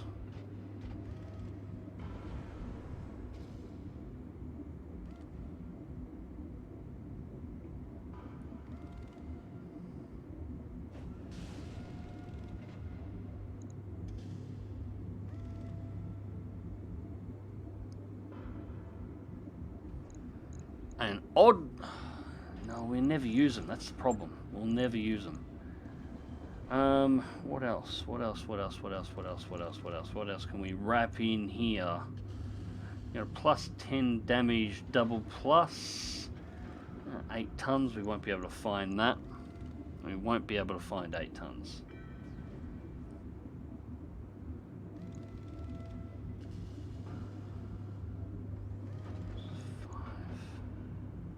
For 1, here we won't be able to find that either.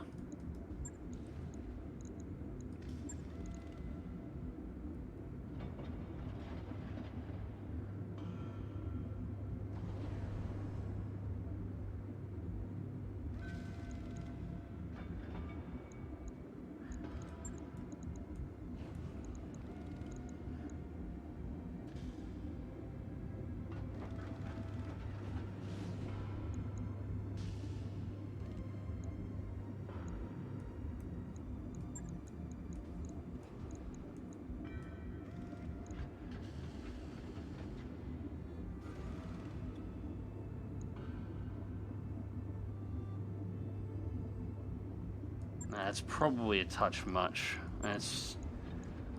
I'm already risking 2 extremely high quality medium lasers on arm mounts in the Marauder.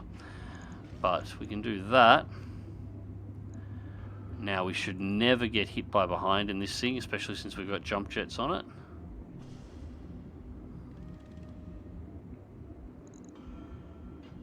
Although it's going to be too much. I'm going to put one... Oh no, we don't have an energy slot in the center, of course. Of course.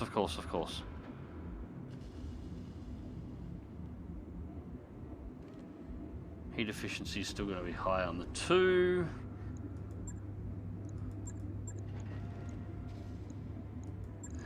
Sorry, I'm playing around here, guys, just to see...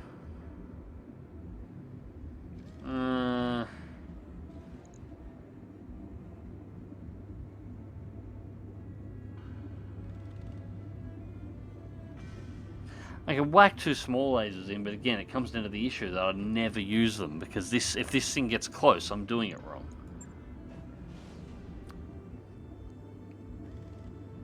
I suppose I can just max out the rear armor on it, and then I've got at least the rear protection on the off chance somebody does get into the rear arc.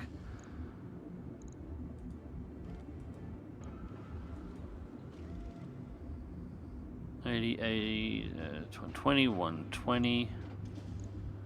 There we go, 75. 2 mead lasers and a Gauss rifle with 3 tons of ammunition. Potentially the single best sniper mech in the game. Hands down. 33 or 35, depending on your position, % chance to hit the cockpit with a 9-9 skilled pilot, with a Gauss rifle that has enough damage to be able to one-shot the head of an Atlas, if it hits.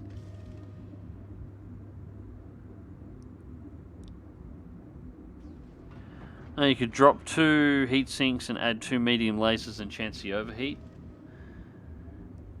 It's true, like there's an option there for that.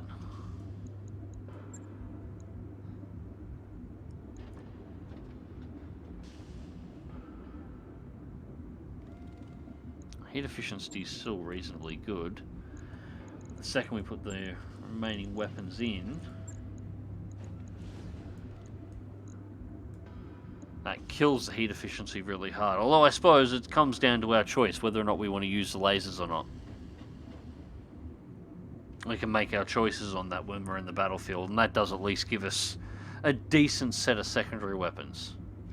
Although the idea is never to use them. The idea is every shot out of this thing will be a precision shot using just the Gauss rifle. Ideally, for this, I want a 9-9 pilot with breaching shot. Is the ideal setup. Because then I can ignore all the cover stances on any of the targets that I'm trying to hit as well. So I'll have nothing standing between me and a straight dice roll to decapitate anything that I'm going for. So I might need to build another pilot for this one. Yeah, we'll go with that. We will go with that. Relatively cheap to put together too. Just 6 days to assemble that one.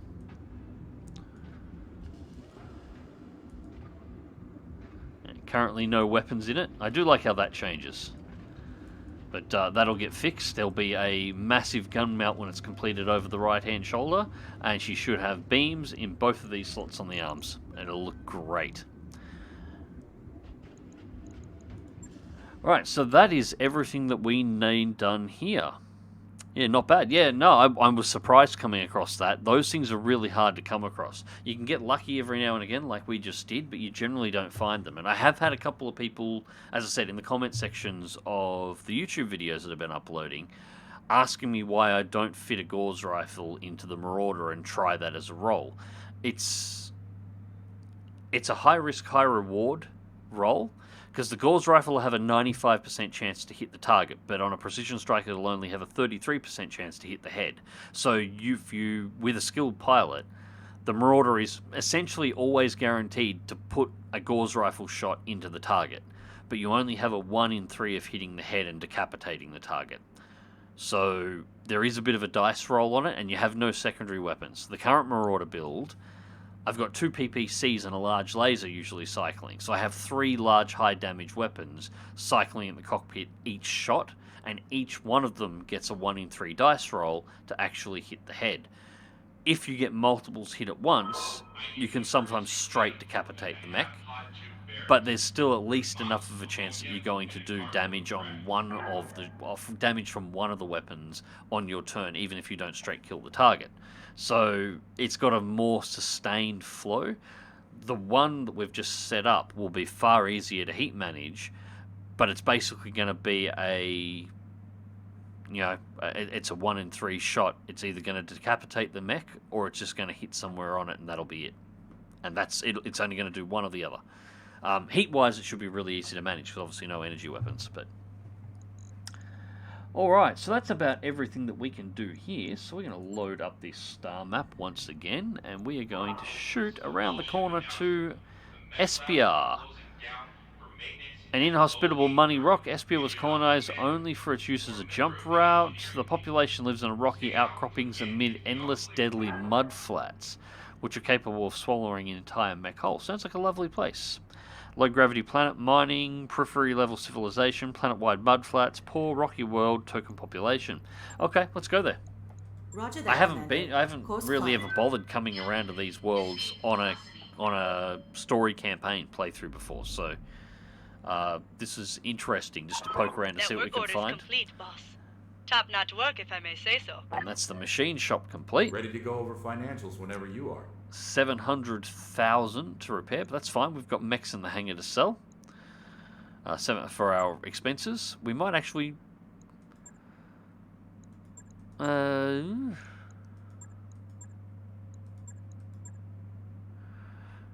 we want to pump morale? Nah. It's 300,000 and we go from 43 morale to 44 morale. We're only getting a +1.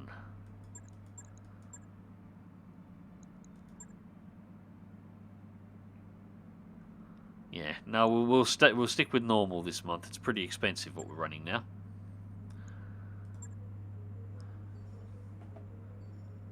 Marauder's nearly done. Docking sequence commencing. Paying this, I never really noticed any big improvements in fighting and upping their pay. Have you been paying attention to the resolve that you start the battles with? That's where the difference comes in. You drop in and you actually already have a full set of resolves, so if once you get it up to maximum, there's no point in overboosting them anymore, but you can set it up so you drop in an entire lance and you can basically do a precision shot from every single mech in the entire lance as your first opening salvos, which becomes really important if you've got high skill mechs, because you can, especially if you've got something like a Gauss rifle equipped Marauder, for example, you can basically one-shot a mech on first contact every single time. And potentially rip apart a second mech just with focused firepower from the rest of the lance. Makes some of the later missions a lot, like major career missions, a lot easier. Because you can just rip the guts out of the first mech you come across and headshot the one that's next to it, and you're 2 enemy mechs down before you even start the engagement. The enemy hasn't even had a chance to shoot yet, and they're already 2 dead.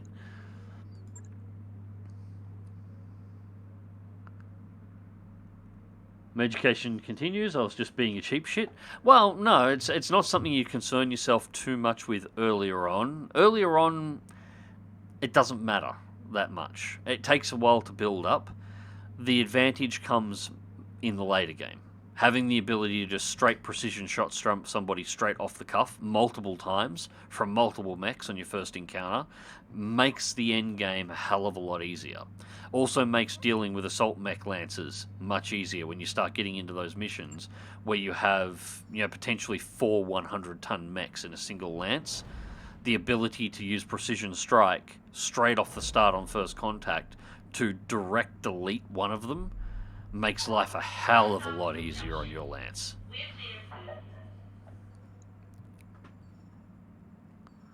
So, yeah, earlier on in the game and your initials, it's not too much of a problem. But later on, it's worth doing it wherever you can. Looks like we've arrived, Commander. Alright, let's visit the store for a start. Cicada, Javelin, Marauder, Trebuchet, Urbanmech, Victor, Warhammer, AC2s, AC10s, AC20s, nothing. Hello? Ultra AC20. This is an all-ship announcement. New weapon systems available. Thank you. I'll take that one very much so. STG's the attack of the polymer-coated man.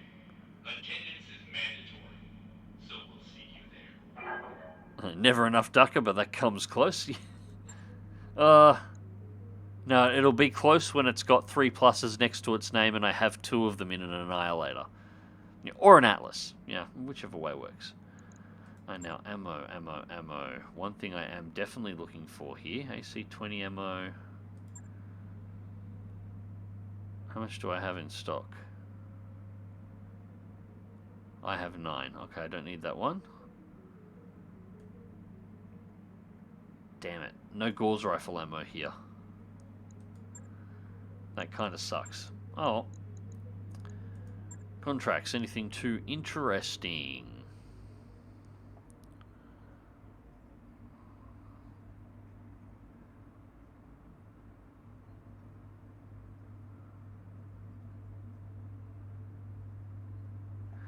Is a gunboat atlas possibility either in game or lore? I mean, an atlas with as many AC-20s as it can hold. Depends on the game. In lore, no.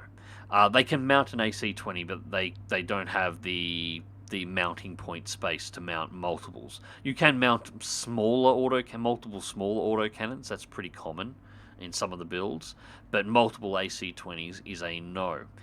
Unless you're playing MechWarrior 2 Mercenaries from, I want to say 1997, actually might have been 1996. Unless you're playing there. Because MechWarrior 2 Mercenaries was built on the MechWarrior 2 engine, and the MechWarrior 2 engine didn't have restrictions in terms of, you know, what equipment you could equip to a mech. There was no slots for particular weapon types, because MechWarrior 2 was based around the clans, and so it was easier for them to not have to program that, and just assume that every single clan mech in the game was an Omni-Mech. That wasn't true. Not all of the mechs were Omni-Mechs that were available in that game, but they just treated them all as if they were. September 1996. There we go. I wasn't far off. Actually, I kind of was a little bit far out. But anyways, MechWarrior 2 Mercenaries was built on that exact same engine, and they never bothered to actually code in weapon restrictions. And you could also change the engines in your mech, which is something that only the clans were meant to do at that period of time. It was not something that was done in the Inner Sphere. Commonly, the technology for building multiple engine types that could power a different mech hadn't been rediscovered at the period the game was based in, so you weren't supposed to be able to. So what you could do is you could take an Atlas. You could, and this was very good for the Solaris tournament in MechWarrior 2, I might add, MechWarrior 2 Mercenaries, that is. You take an Atlas, you would downgrade it to the lowest possible engine option, which gave it a top speed of about 20 kilometers an hour, and then you could mount 4 AC-20s in it. And enough ammo to basically hit the trigger and keep holding the trigger until whatever mechs showed up in the Solaris tournament weren't there anymore. That was what you could do. It wasn't lore-friendly at all. It was total cheese. It was also fucking hilarious every single time. Oh, and you could fit 2 jump jets. Because one of the Solaris matches in MechWarrior 2 Mercenaries was a large circle arena with a giant iron skull in the middle of it. And the trick was you got the Atlas as quickly as you possibly could with your 20 kilometer an hour top speed through the mouth of the skull, and then used the jump jets to jump on a platform that sat just behind the nose inside, and as they all walked in underneath you, you just looked down, pressed the space bar, and just deleted them from top down, and there was nothing they could do about it. You could take out multiple assault mechs and it just didn't matter. It was absolute cheese, but 4 AC-20s in an Atlas. It was beautiful. It was wonderful. I do have to get MechWarrior 2 working so I can play it for everybody, because it's got a few interesting quirks, and it's also got some really great missions in general, like just really genuinely well-designed missions for its age that are interesting to play. Anyways, Marik, so go. Jesus, look at the difficulty level on these missions. Battle, destroy base, defend base, Highlands, assassinate.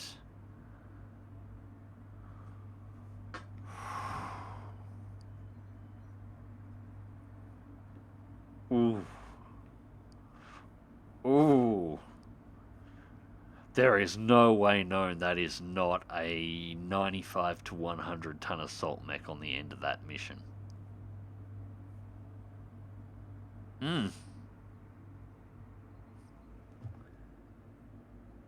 Resub, sorry I'm late. Hey Devil, I was actually wondering when you'd pop up.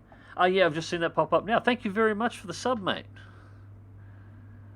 I'm actually nearly getting more support out of Twitch at the moment than I am out of YouTube. Speaking of which, apologies for not having the MechWarrior 4 playthrough up on YouTube yet.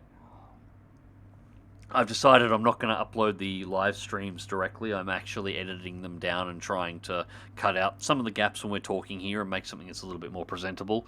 I'm probably going to do that with with the modded BattleTech campaigns as well. I'm not going to just straight upload the VODs like I am here. It's going to be a little bit cleaner. Although I'm going to try and keep most of the conversation in, because that's the whole point of Twitch. I like this.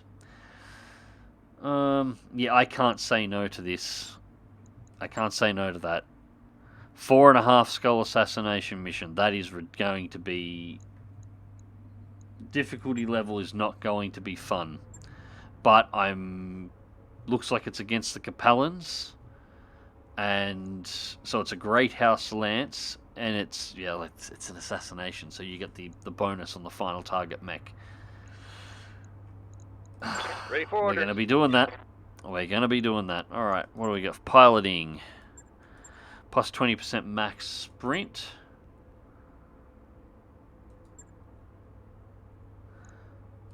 Receiving you. 3 indirect fire penalty. Overheat threshold. Yeah, I'm taking that one because the plus 30 overheat threshold, so I want 9 guts. So we're doing that for Decker. Orders. Yeah, we're not taking you, Receiving Picnic. you. You are irrelevant to this. Piloting up to... Yeah, we'll take piloting on that. As Medusa, you will be Mech warrior driving a mech. training complete. And I think I'm going to have to give you a nice new shiny one to drive. So you'll be able to test drive the new one. The new headshot machine, and we'll see how that goes. Waiting for orders. Commander? Yes, Commander. Archangel is going to be my alternate. Orders? Waiting for orders. The only thing we got enough spend points on is piloting, which he definitely does need, and it will increase the sprint. So when he's driving the Training awesome, confirmed, at least he won't Commander. be lagging behind so much. And I can go plus 3 health, or...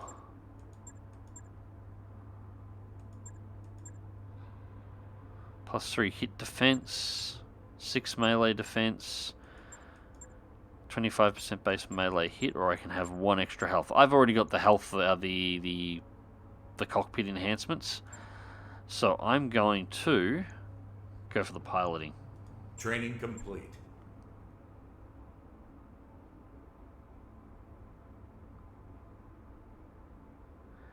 Now the Devil, we didn't get a position upgrade, so I'm a bit cut.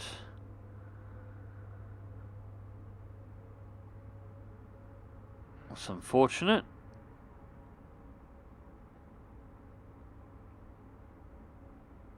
Do you have the weight class to handle it? Sorry, I'm just reading through everything on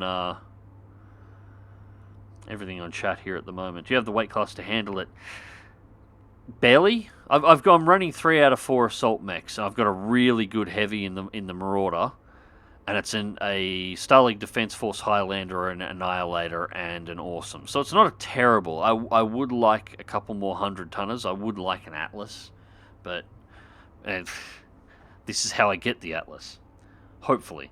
And I do have the pilots to be able to run it too. They're pretty good on the ones I've got here, but these missions you got to watch because there is always a chance you can lose a pilot on these. Mechs should be all good. Just double check. Yep, everything's ready to rock and roll. Actually, why I'm at it, ship upgrades. That's all that's left. 720,000. Travel time to and from jump points reduced by 30%. Because we can do a 2G sustained burn on the edges. So we'll throw that one in there. And that is a completed Argo. So, beautiful. Alright, contracts. Let's do this. Decapitation. I want all the mech parts. All the mech parts on this one.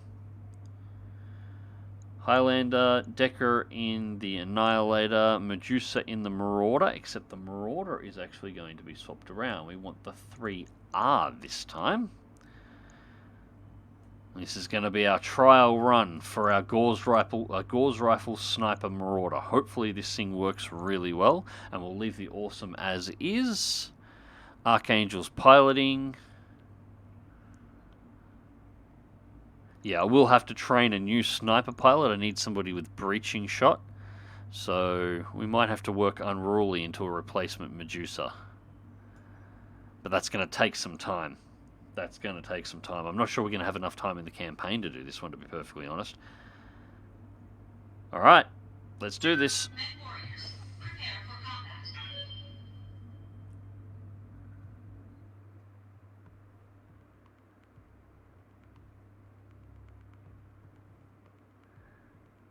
Alright, some call. Yeah, I'll be frank. I'm kind of hoping we do fight an Atlas.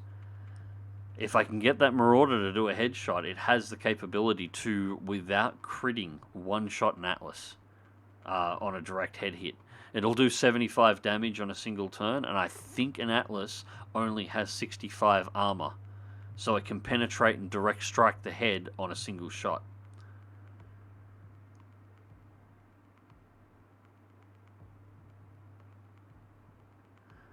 Summer's House Goal, and there goes the money drain, indeed.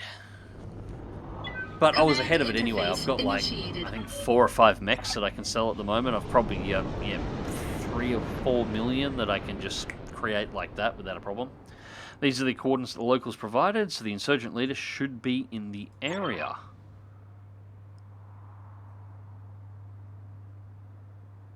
That looks more like a Victor. Yeah, that's Victor. Oh, I'm disappointed. I'm really disappointed. What are those? Trees? At least I got water to cool the mechs. Interestingly enough, I don't really need it for this Marauder build. If it works as it should... Yeah, there's the weapon we're after there. The Gauss rifle, off-center to the cockpit, just hanging out there, nice and big. Yeah, if this one works as it should, heat-wise, it should have no dramas whatsoever. And the Highlander doesn't have any problems.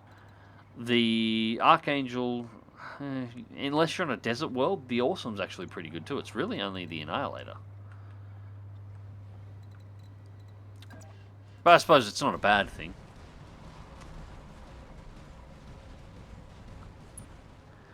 Space AT&T would 100% kill everyone on the Argo and either dust the ship or take it for themselves, let's be honest.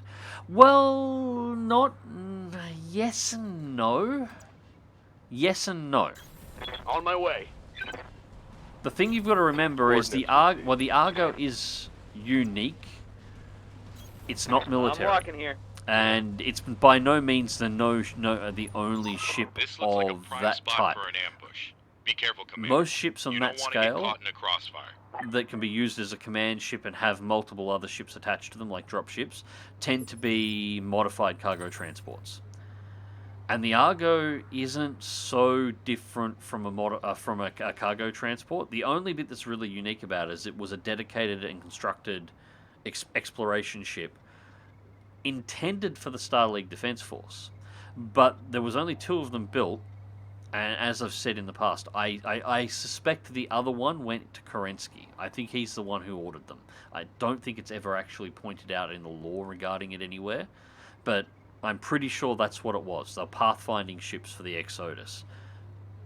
One of them went and disappeared before anybody had a chance to look at it too deeply because it was a prototype. The other one was crashed on a planet, quite deliberately, through a pirate jump point designed to... through a pirate jump point that was very rarely explored and only a handful of people knew it was actually there. So there's only 2 ships, and all records of it with Boeing Interstellar, who built it, were destroyed because Boeing Interstellar got nuked to shit in the First Succession War.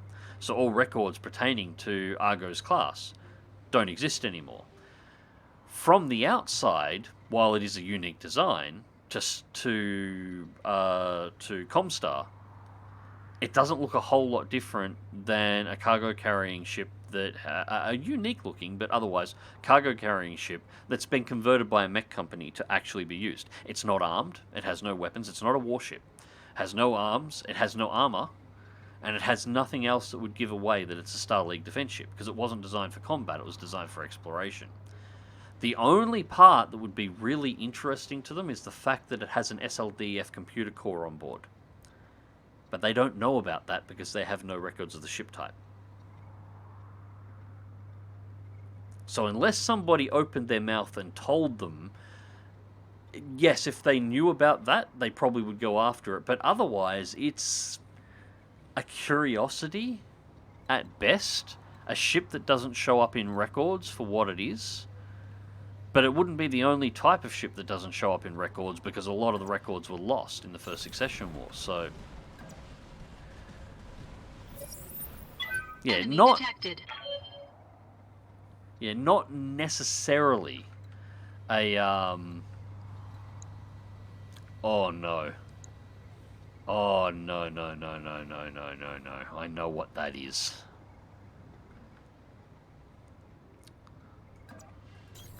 Move order received. I know precisely what that is. Let's just keep our Marauder hanging somewhat Move back. order received. Oh, that's not really all that far back, but...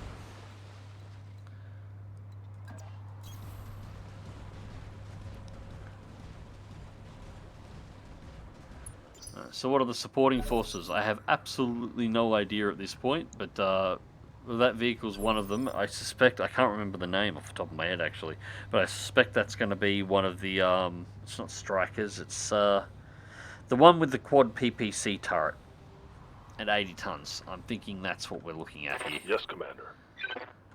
No, Medusa, I'm reserving you for a round for Affirmative. something that's actually important to shoot, or that requires precision. Alright, 65 tonner. That could be a good test fire. Oh, that'll be a very good test fire. Oh, yeah. Yep. Very good test fire, mech. On my way.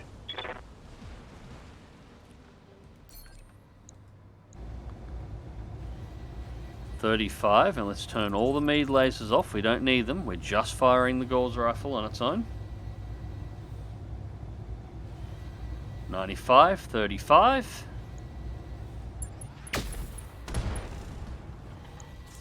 And misses the head. Oh, yeah. That's the downside with it. 95% chance to hit the mech, only a 1 in 3% chance to, a 1 in 3 chance to hit the head. Ready for orders. Got it.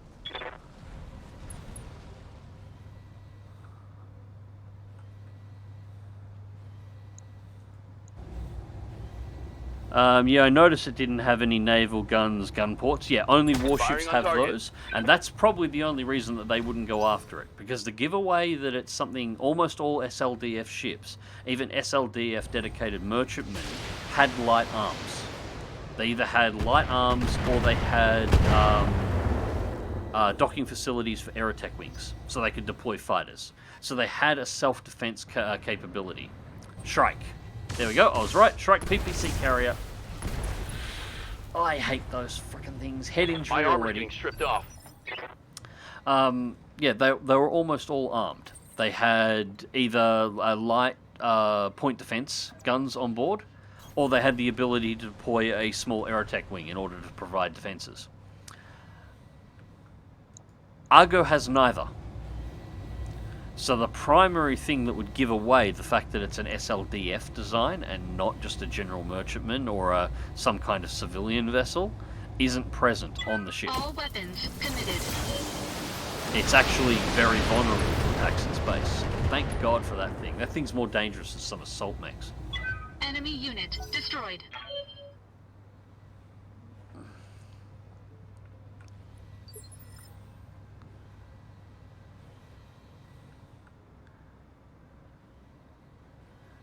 Alright. Ready for orders. I really need to get this awesome just to sprint in a little bit further, Acknowledged. so I can get up on that ridge and actually get some shots off next turn.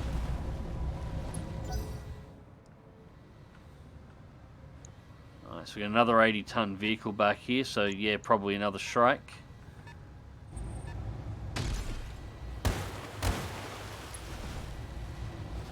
Head injury. Warning. Injury ignored. Armor low. That was a direct hit to the head. So that's an autocannon wielding one. That's the one with, I think, quad AC-10s. Waiting for orders. Alright.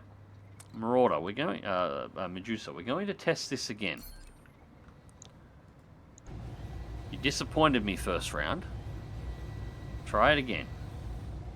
Actually, we got a pretty good heat threshold, so let's put some medium lasers in on there as well.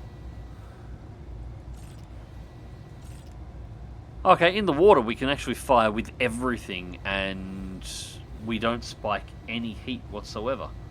So this thing's heat management is going to be phenomenal. Eat this.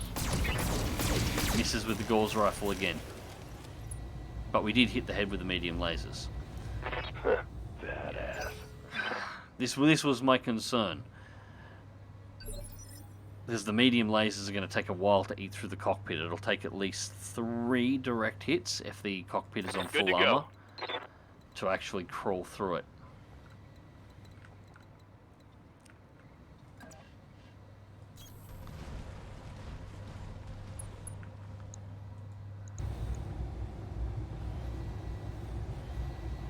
Yeah, you know what? Got it. Pilot lethal damage. And so the Annihilator just wanders around the corner and just goes, yeah, you know what? Bang. Hostile eliminated. All the money spent to build the precision and time spent to build a precision sniping machine, and the Annihilator's, yeah.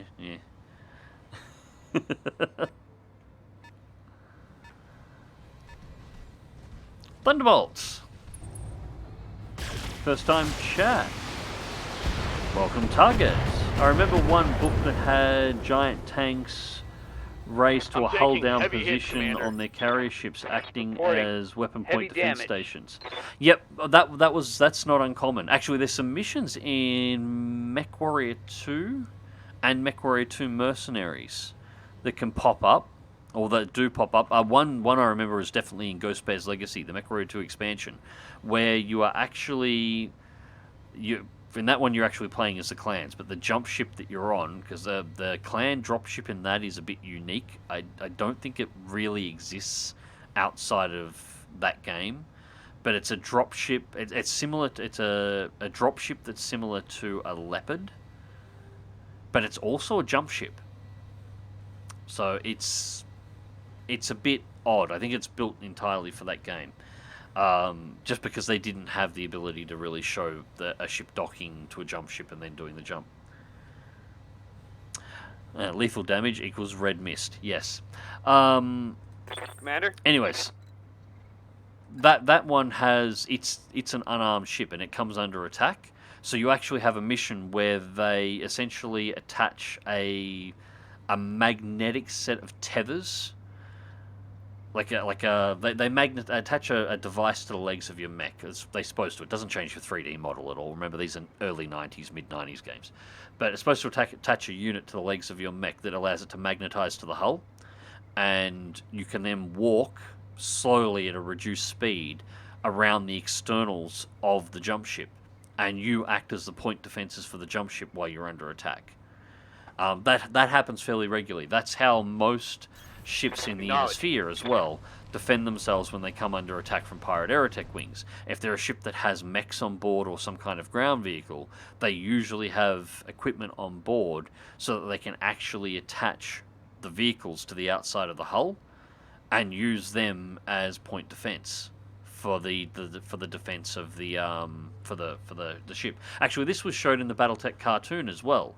I don't think yes, they did. They had it magnetized to the hull walking around the outside. They had one of the Marauders. And I think the Axeman was walking around the outside of the ship in the BattleTech cartoon. Exactly the same thing.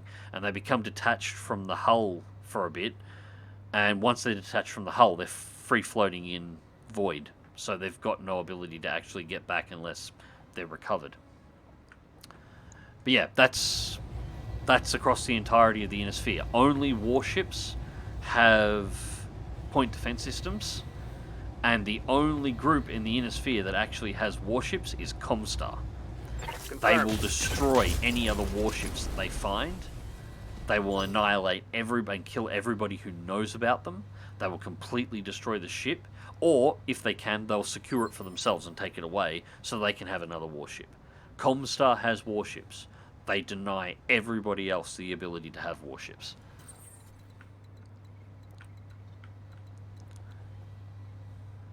And that's just Comstar things. Alright, so we are going to try and see if we can take out...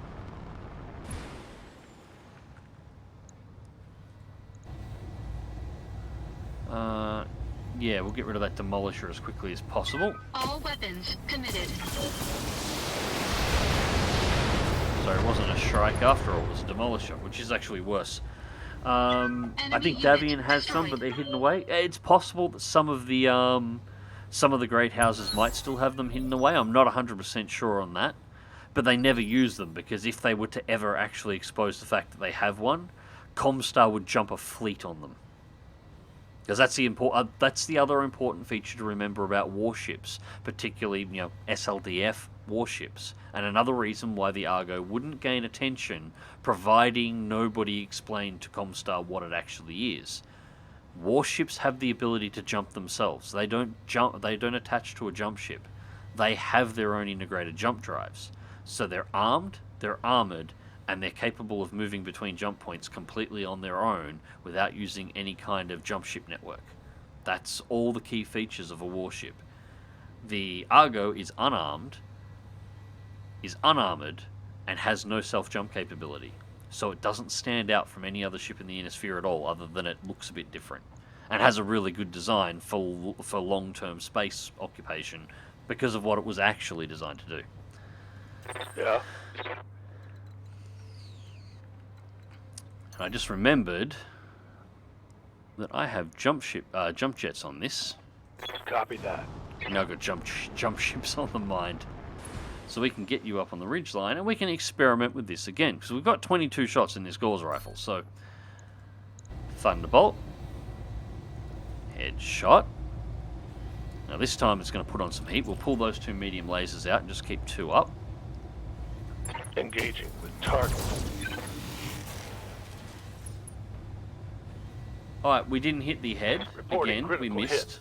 So that's 3 misses in a row with the Gauss rifle, but that went straight into wherever the ammo was held and blew everything.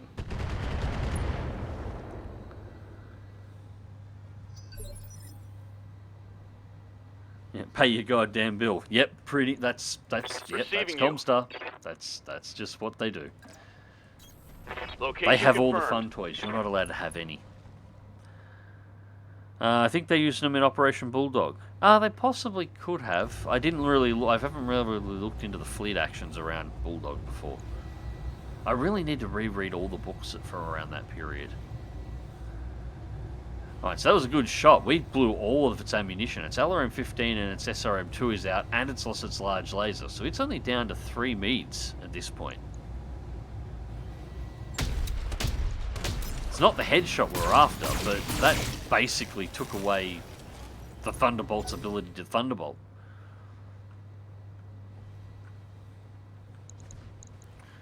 The Insurgent mech's still up that bloody cliff. No, I don't want to escape. Orders? Roger that. Alright, so we've still got another Lance coming in of reinforcements here. See if he destroyed Thunderbolt's out of play. One less target. It's been a while for me as well. I've mostly been listening to Battletech books on Audible. Yeah, that's basically what I've been doing to start catching up. My Battletech book series wasn't super extensive. I've got most of the technical manuals. Not all of them. I'm actually still missing a couple, but I've got most of them. 80-tonner? 45-tonner. Well, the 80-tonner is definitely interesting. But I don't have a lot of the novels. The Battletech novels were really hard to find around here, you know, being rural Victoria type stuff. Like, if you want to find them, you've got to go into sort of Melbourne to hunt around. So I've only been able to pick some of them up over time. But yeah, I recently discovered that a whole bunch of them have been turned into audiobooks, and so I've been collecting all of those, as many of them as I can possibly get my hands on.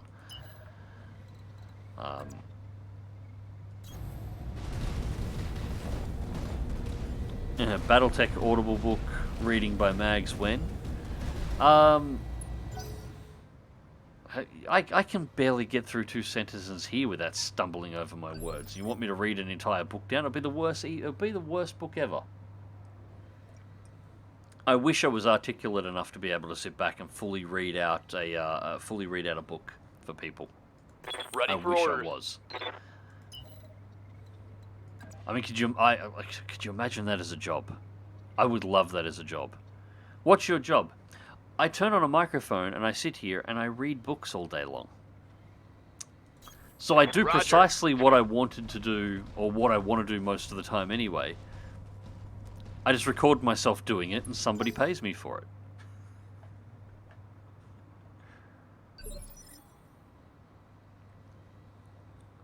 Now the Big E's going to sort them out in about 25,000 years. I'm receiving you. Actually, you know,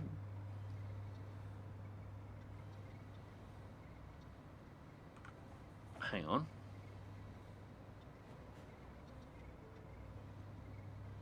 No. No, unfortunately, no. Because we're at 35...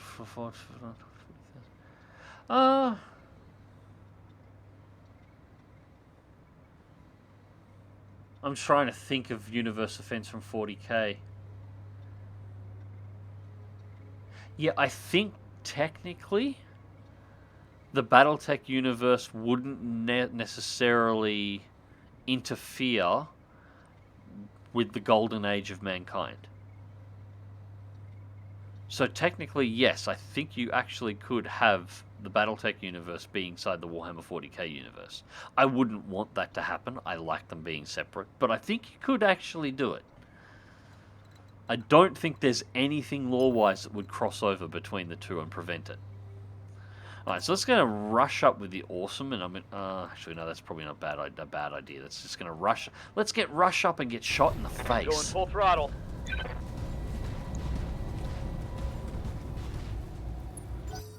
Now, latest one for me is the Great Athlesian books. Oh, I've got to have a look what I've got here at the moment.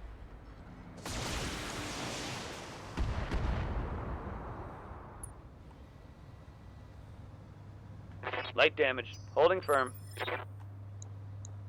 Yeah, that's what I thought. It's a Victor. A couple mediums in the background. Disappointing, but not unexpected. If we can knock that over, that'll be an extra bit of money. So I'm actually just loading up my Audible here at the moment. What are we up to? I don't know. Don't start playing the book. Just show me the library. What have I got in here? I haven't done a Badden's Gate yet. Yeah, the last one I did was Bonfire of Worlds. And the next one I've got queued up to do is Embers of War. So I'm sort of picking them up all over the spot here at the moment. Because I actually only worked out that they were actually available on Audible not that long ago. So I'm still a little bit behind. But yeah, Bonfires of War was really, really, really good. It is a little bit future. It's a little bit into the future from where we are here. For those that aren't super familiar with the series. It's just before the Ilklan era. So after the Jihad in the Dark Age, before the Ilkhan era. So it's a bit of an interesting time frame. Because at this point the clans are out, everybody knows who the clans are, and the clans have extended territory, and they've been integrated into Innisphere society for long enough that they're actually starting to act more like tribalistic great houses. All weapons committed. All that money to build a Marauder, Enemy mech and it hasn't destroyed. one-shot, a headshot anything yet, and my Highlander just went, nah, fuck off, to a Victor.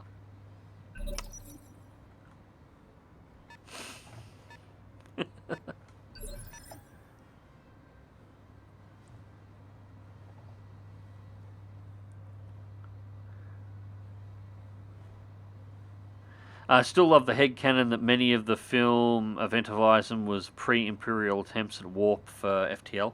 Yeah, I am completely on. That's not headcanon. That's unofficial canon, or at least official canon for those of us who accept it. Yes, the Event Horizon movie is actually based in the Warhammer 40k universe, And the Event Horizon was an experiment for a stage 1 attempt at warp travel with no Geller fields, because they hadn't made or Confirmed. designed Geller fields yet and didn't realize that they were going to need them. I completely agree with that, and it was from the dawn of the golden era of mankind. So, yep, I am completely down with that one. Acknowledged. And he shoots the leg.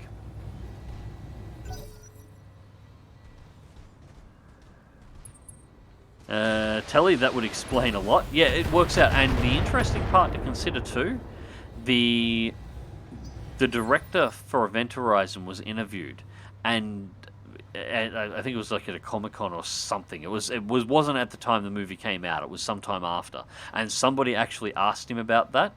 Not only did he know what Warhammer 40k was, he had an army and he used to play. He was fully aware of what that universe was, and he had been playing since before he made the movie. So I'm positive he put that movie together with hopes that he could actually do a 40k movie, and wound up making Event Horizon because of, whatever reason he couldn't actually make it happen. But he had an army and he played the game. He knew what that universe was. Standing by. So, yeah, it's more than just headcanon. He knew.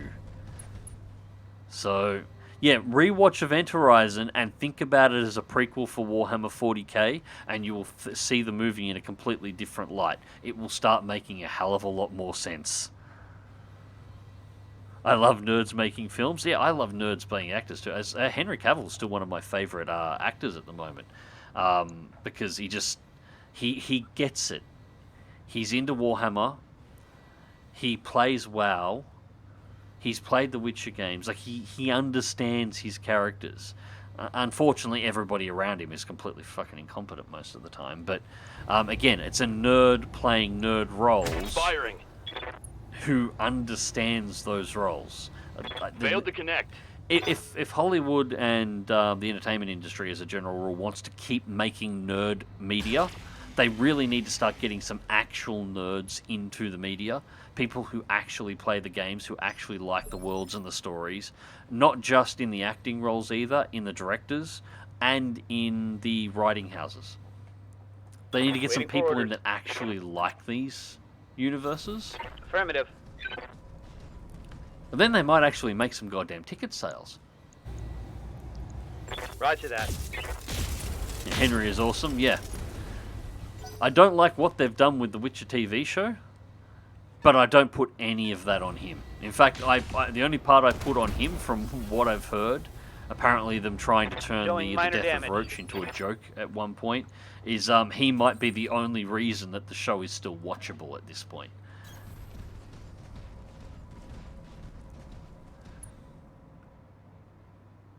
He's the Bastion that tries to hold the Witcher together at the moment too. Yep, that's pretty much what I've heard. I just make it hurt. Right leg straight.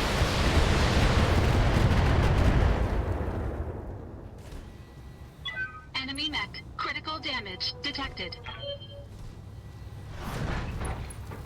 Pilot injured.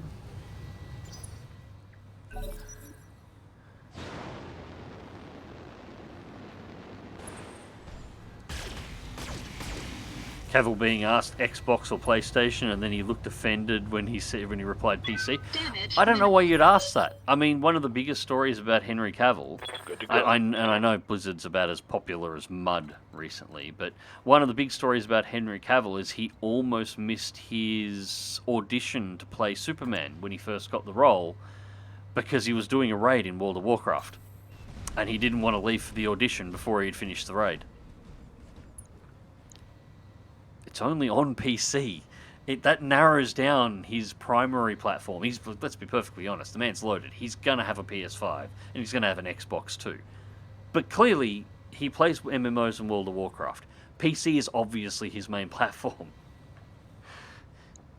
You don't raid in World of Warcraft and not have PC as your main platform. It just doesn't work.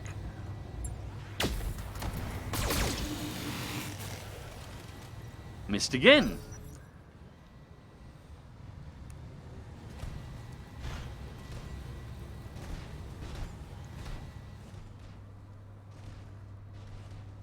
Yeah, that Griffin's pretty beat up. Yeah, this secondary lance here, 70 ton. It's nothing really super interesting with it, and I'm less than enthusiastic about this this new Marauder. It's working as I expected it to when I started looking for one. When I got that second Gauss rifle. Actually, it's working a little worse than that. I think it's having a touch of bad luck as well, but... Got it. Yeah, this was my biggest concern with it, because the other one's got the large laser and the 2 PPCs, so it's got 3 high damage weapons that it gets to cycle every single time it does a precision shot, assuming you have the heat load available, on the head. So it gets 3 rolls to hit the head. The Marauder, the medium lasers are nice, but it really only gets 1 roll with the Gauss rifle, so it's a 1 in 3 shot to decapitate something. And it's entirely possible that you can roll Snake Eyes every single time you try. Like, that can happen.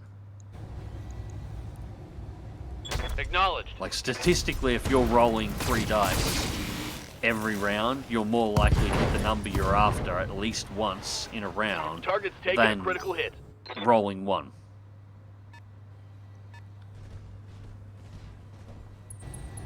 Yeah, this cat would be a great headshot killer if it hits. That's its problem. Because you can never get that precision shot bonus above 35%. It's 33% at standard and then 35% based on positioning. So it can never go higher than that.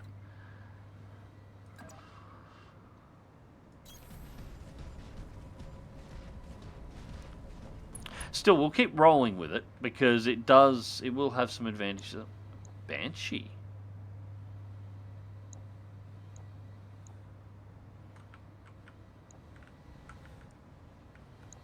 Huh.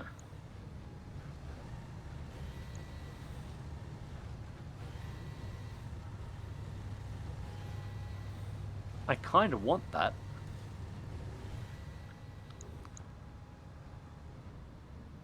Well, it doesn't really matter which one of these I get. The main reason I'm kind of wanting it is I don't really have a position in it that I can think of for either of these, but they've both got Gauss rifles, so I can yank the Gauss rifle and the ammo out of them. And that would be really nice.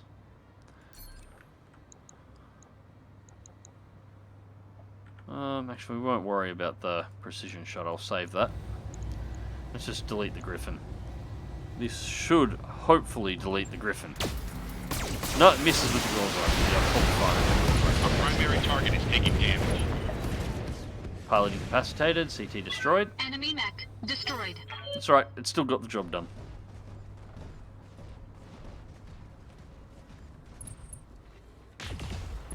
That Gauss rifle pilot shoots as well as the Wheaton rolls nat 20s. Well, the funny part is, he's the same pilot that in previous rounds is just like, yeah, headshot, headshot, headshot, headshot, headshot. But it shows how much having multiple dice rolls at a headshot actually matters. Yes, Commander. The Gauss rifle is very much a go big or go home weapon.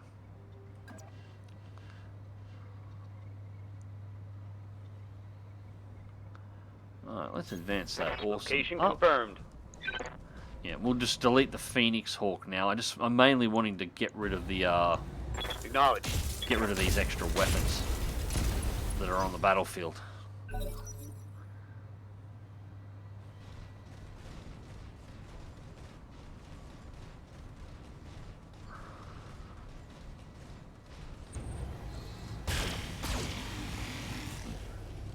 I will say the upside of this Marauder so far is definitely the heat management, because it just doesn't cycle any other major weapons. Receiving you. It's a shame I can't fit PPCs on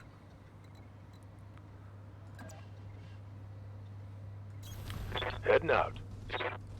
Alright. Alright, let's try this again.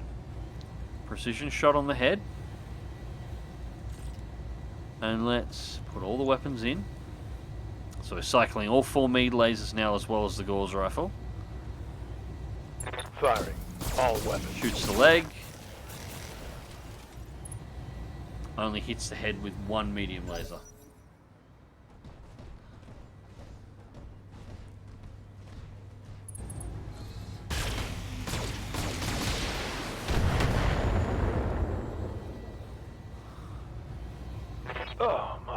Armor's melting off. Orders? Alright. That's really not Affirmative. nice, Grasshopper.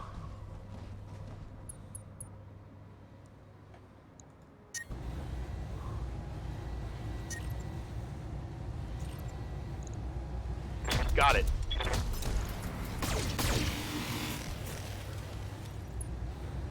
That was actually kind of sad, Decker. That was really sad, Decker.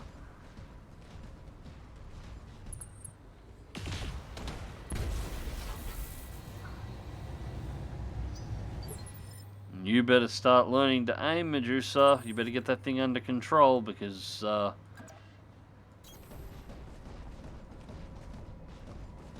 you're not going to be able to sustain multiple Gauss rifle shots from these guys. Go for a headshot on the Grasshopper. All weapons committed.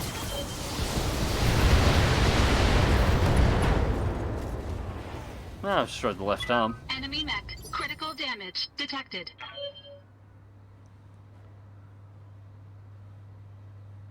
You more autopilot sounded like Keanu there for a second. Standing by.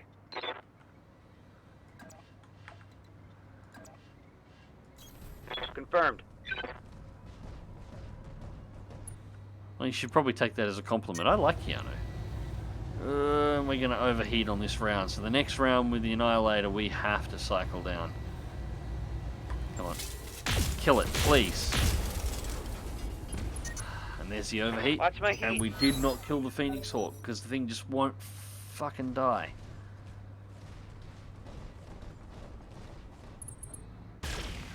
Oh, he's a great person and a good actor. Yeah, he is. I got to check out the new comic book he's made too. Apparently, like I forget where I saw it. It was a couple of months ago, or What do you maybe need? a little bit more.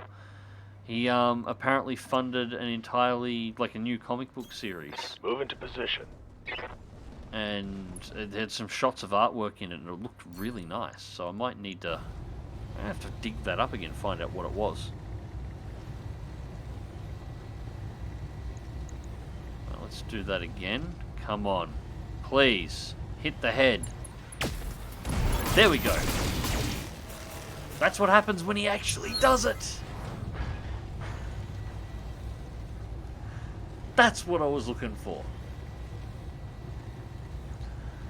Berserker? I'm not sure on the name of it. I'll have to look it up. I just remember he apparently wanted to do it like a proper indie comic setup. Kind of like the same way he did with his motorcycle company. When he started his motorcycle company, he didn't just go in and, being, rich, well-known, famous actor, throw huge amounts of money Yes, around. Commander. He actually did it right and got investors and set everything else up and put together a really nice, properly done company, the old-fashioned way, the same way anybody else would do it. Just obviously he used it himself as a bit of the marketing material. Move order And received. I remember the comic was done on, it was Kickstarter or something. He put it out there to essentially crowdfund it rather than tossing the money around just to see if people were interested and so on. And yeah, got a massive response out of it. And it was definitely funded. I just don't know much more. Copy that. That's a kill. And in the final round, the Annihilator decides to do the Annihilator thing as well. Huh.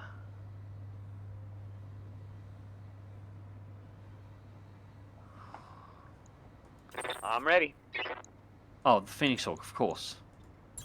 On my way. Of course. I forgot it was there. Putting my weight into it. Scratch another token. There we go. Now that's solved. Okay, cool. Target neutralized. Berserker Volume 1. Okay, thank you very much. Now I've got the name, I will go and track that down. I want to have a look at the art style in it. And I also want to see the story and support it too, because it just sounds good. I need to collect more indie comics. I don't have much of a comic collection here anymore. I used to have a really good and really well-developed comic collection, but over the years of moving around house to house, down to Melbourne, and then back again, and the rest, they've all sort of gone by the wayside. So, and I don't want to collect anything new. Destroy supporting enemy forces, 25% bonus, 15% bonus, so 126,000. We don't really care too much about the money we made, but that's enough to probably bolt the armor back on. The Awesome took almost all the damage. Everything else seems to be perfectly fine. Highlander did most of the heavy lifting on this one. Now, the important one here. Banshee. Banshee. Banshee. Alright, cool. Hopefully we get the Grasshopper part, because that'll give us a 3 of 3. Phoenix Hawk would actually be nice as well, just as a seller mech. No parts of the catapult, but it was more of a test fire target than anything else anyway. I wasn't really too concerned with it. Actually, just thinking about it, I might actually have to have a look at the Banshee and see what we get. Alright, so we got the Phoenix Hawk, and we got one part of the catapult. So that's alright, we got an extra mech to sell, and we can keep the Banshee at least for the moment. Or at least we can have a look at it, see what we can do with it. I might yank the Gauss rifle out of it regardless. And the Gauss rifle ammo. The ammo in particular is kind of precious. That mech you wanted is back on. I forgot that was supposed to be a 4.5 scale mission. Yeah, well, it was, as I said, it was a 95 tonner that we got at the end. It was 95 or 100 ton. We got a 95. Although the one that was actually lit up for us, I'm pretty sure was the Victor that I ID'd at the start. So it must have been sitting with that mech in its spawn zone. But that wasn't too difficult, mainly because we had the water on the approach, so we had no heat difficulties. The Marauder definitely doesn't have a heat difficulty anymore either, and so the ambient temperature was relatively low. And then everything was sort of a corridor. We didn't have to worry about them having the high ground. We didn't have to worry about them being able to get around us. They were in front. They were in front of us. We were in front of them, and it was a nice assault mech push. So that's the way it should be. That mech is ready to All right, fight. so the Phoenix Hawk we're getting rid of straight away. Well, we're throwing it in the storage. I'll just quickly repair the Awesome, and we are going to bring this to a close now, guys, once I've done the maintenance here as well, because it's 3:08 in the morning, so it's time for me to actually try and get some sleep. Let's get rid of you. Now, 95 tons.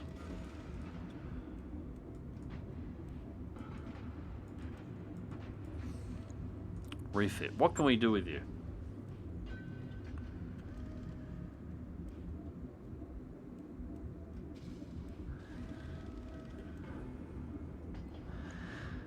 PPC AC5. Hang on. The one that we had in battle had a Gauss rifle, I'm pretty sure.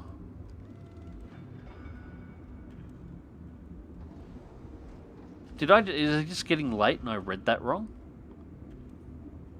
Firepower on this is really low. I was sure that had a Gauss rifle on it.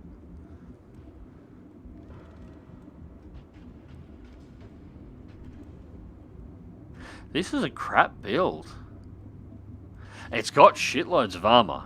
300 armor on the center, 200 on the side torso. This thing could easily be tanked out to be one of the most heavily armored mechs that I have in the lineup.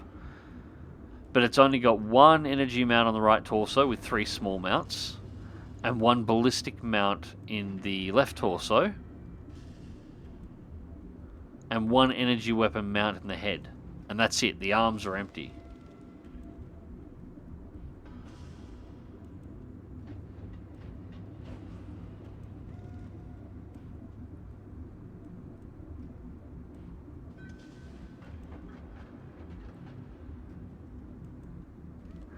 You know,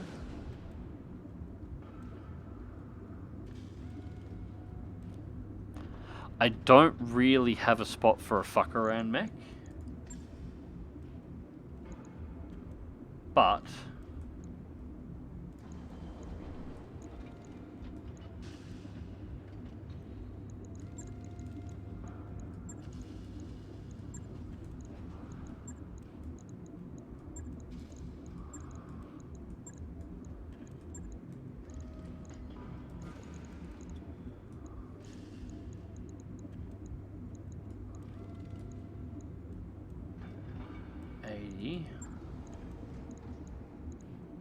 I don't have one.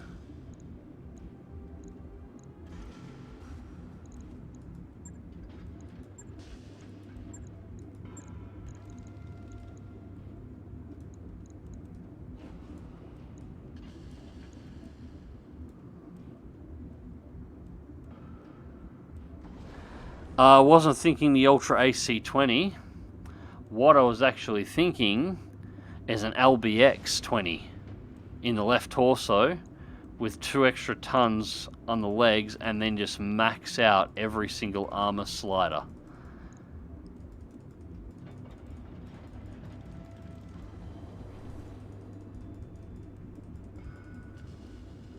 Run into battle, jump at the target, point blank it with the LBX shotgun, and then go straight into melee with a plus 20 and plus 40, or as big an arm mod as you can possibly fit, and the biggest gyro you can possibly fit, and just smash something in the face. And then as soon as you actually do the melee attack, all of the small lasers you have here fire afterwards. So you cycle 4 small lasers into them after you've just smashed them with a mech that's completely built around us. Essentially, build the Mike Tyson battle mech.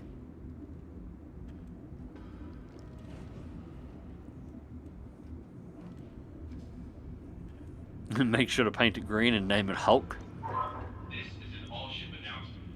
Our last port of call. It could be worth it just for the amusement. Bacterial contagion. In light of this, It could be worth it just for the amusement. I might need to see. I might keep it floating around just to test it out once. Heavy brawler and sniper. No, this is not a sniping mech. I might keep it around just to do this once, but I'll need to find an LBX first. Just so I need the assault cannon shotgun. Average range, non-existent. Yep, that would be about where it is. And firepower wouldn't matter in the slightest because its melee ability is completely off the top of the slider. There we go. Hang on. There you go. Base damage. Base damage in melee in that configuration right there, 95, which means it does more damage as a base before modifiers than a Gauss rifle when it hits.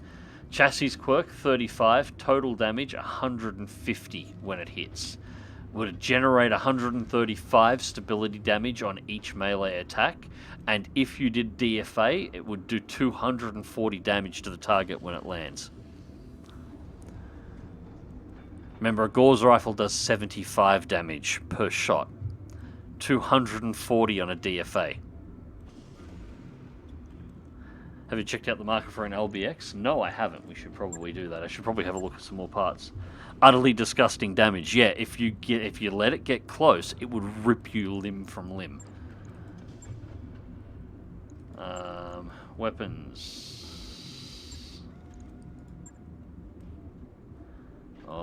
We got an LBX 5, LBX 2.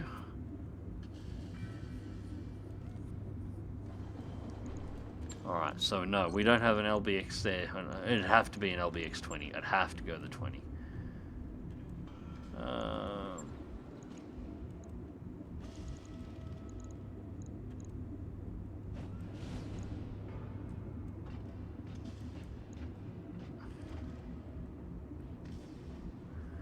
15 tons. We wouldn't be able to fit the Ultra AC20 either, anyway.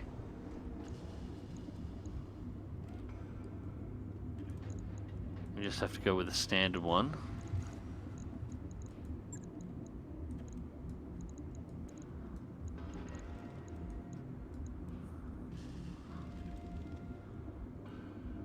Should push us over the 100-ton mark.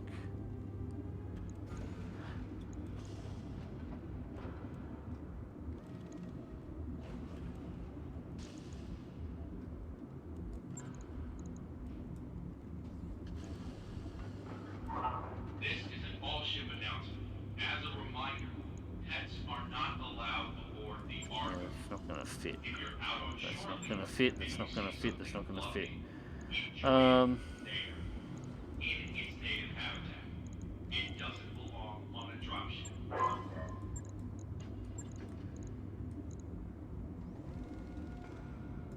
actually, now I click that. Hang on, let's check that store again. I've forgotten what was there.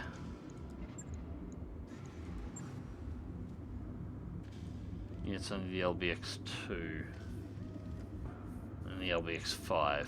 Yeah, an LBX10 might have worked.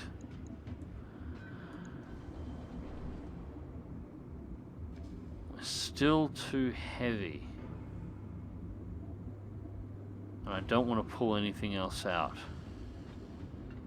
In fact, I want to up armor it more. Yeah, that may not work. That may not work.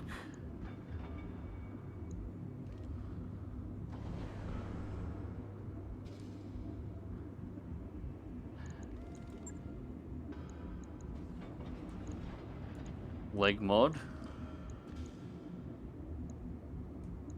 I can't fit a second gyro in it.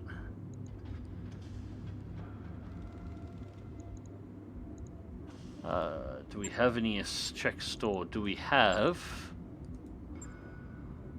We do. All right. New equipment available. New equipment available. One there. One there.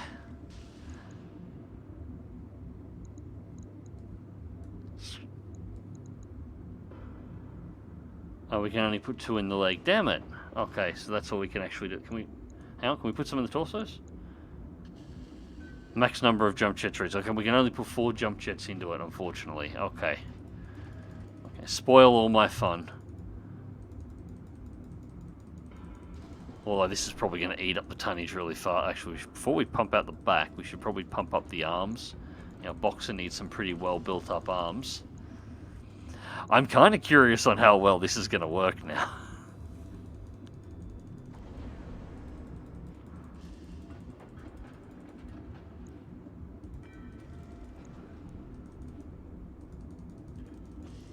Oh, 93. Alright, what are we going to do extra? What are we going to do extra?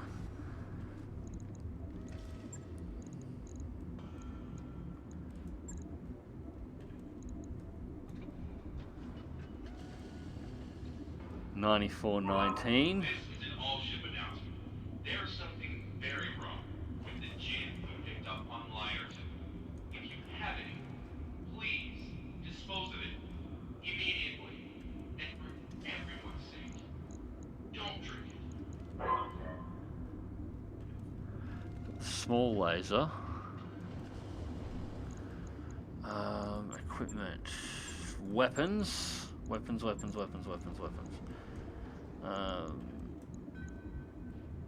Oh no, of course they're only classified as support.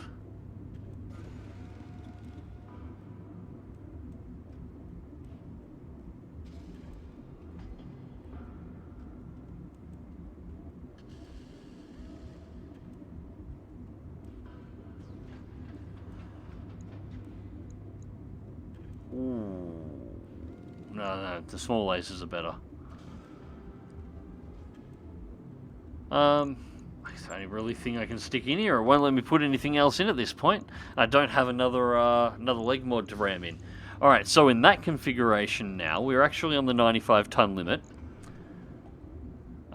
Durability. Structure. 726. Armor. 1,800. DFA self-damage is only going to be 120. Melee.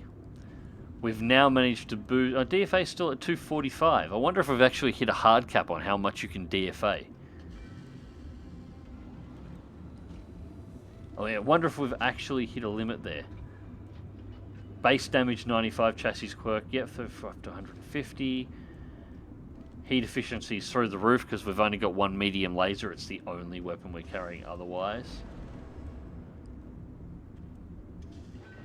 And movement is actually surprisingly good. We got max jump range is 150 meters, and it can sprint 200 meters. That's could be worse.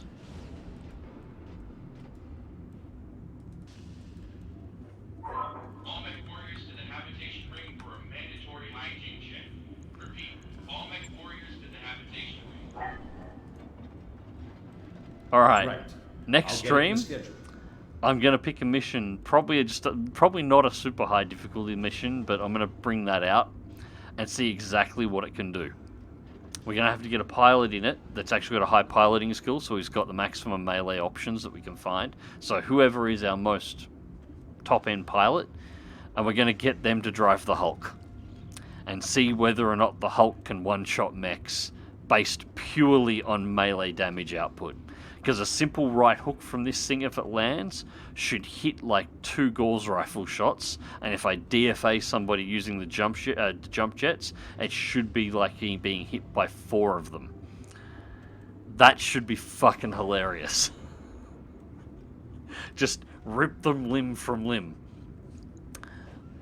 Yeah, we are definitely going to do that.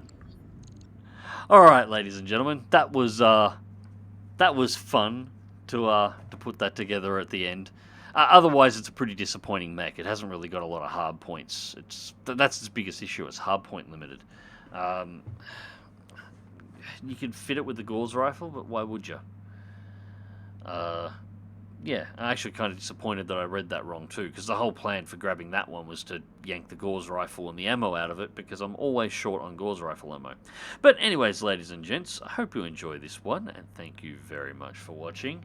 As I said, I'm going to be trying to stream as often as I can. I'll try and keep the streams up over the weekend, but I am going to start trying to make them start a little bit early, because it's currently 3:22 in the morning, and my eyeballs feel like they're about to fall out of my head, and that's my own silly fault, so I've got to sort that one out.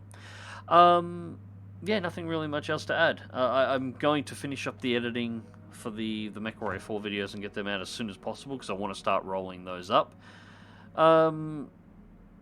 Not sure what else I'm going to be doing on the channel side of things at the moment. The new patch for Ultimate Admiral Dreadnoughts has come out. I do have to show off HunterNet, and I do have to do the review for Tiny Combat Arena. Again, Tiny Combat Arena is fantastic. If you haven't played it and you're into flight sims, you absolutely should. Yeah, and once I've got a couple of videos out for MechWarrior 4, for MechWarrior 4, I'll actually be able to clear some hard drive space, and I'll be able to start streaming that again as well. Because the hold up on that is I don't have the space to hold the recordings at the moment. I've filled a hard drive. I do have another hard drive on order. No idea when it's going to arrive. Anyways, that is everything, I think. Thank you very much for watching, guys, and I'll catch you guys next time.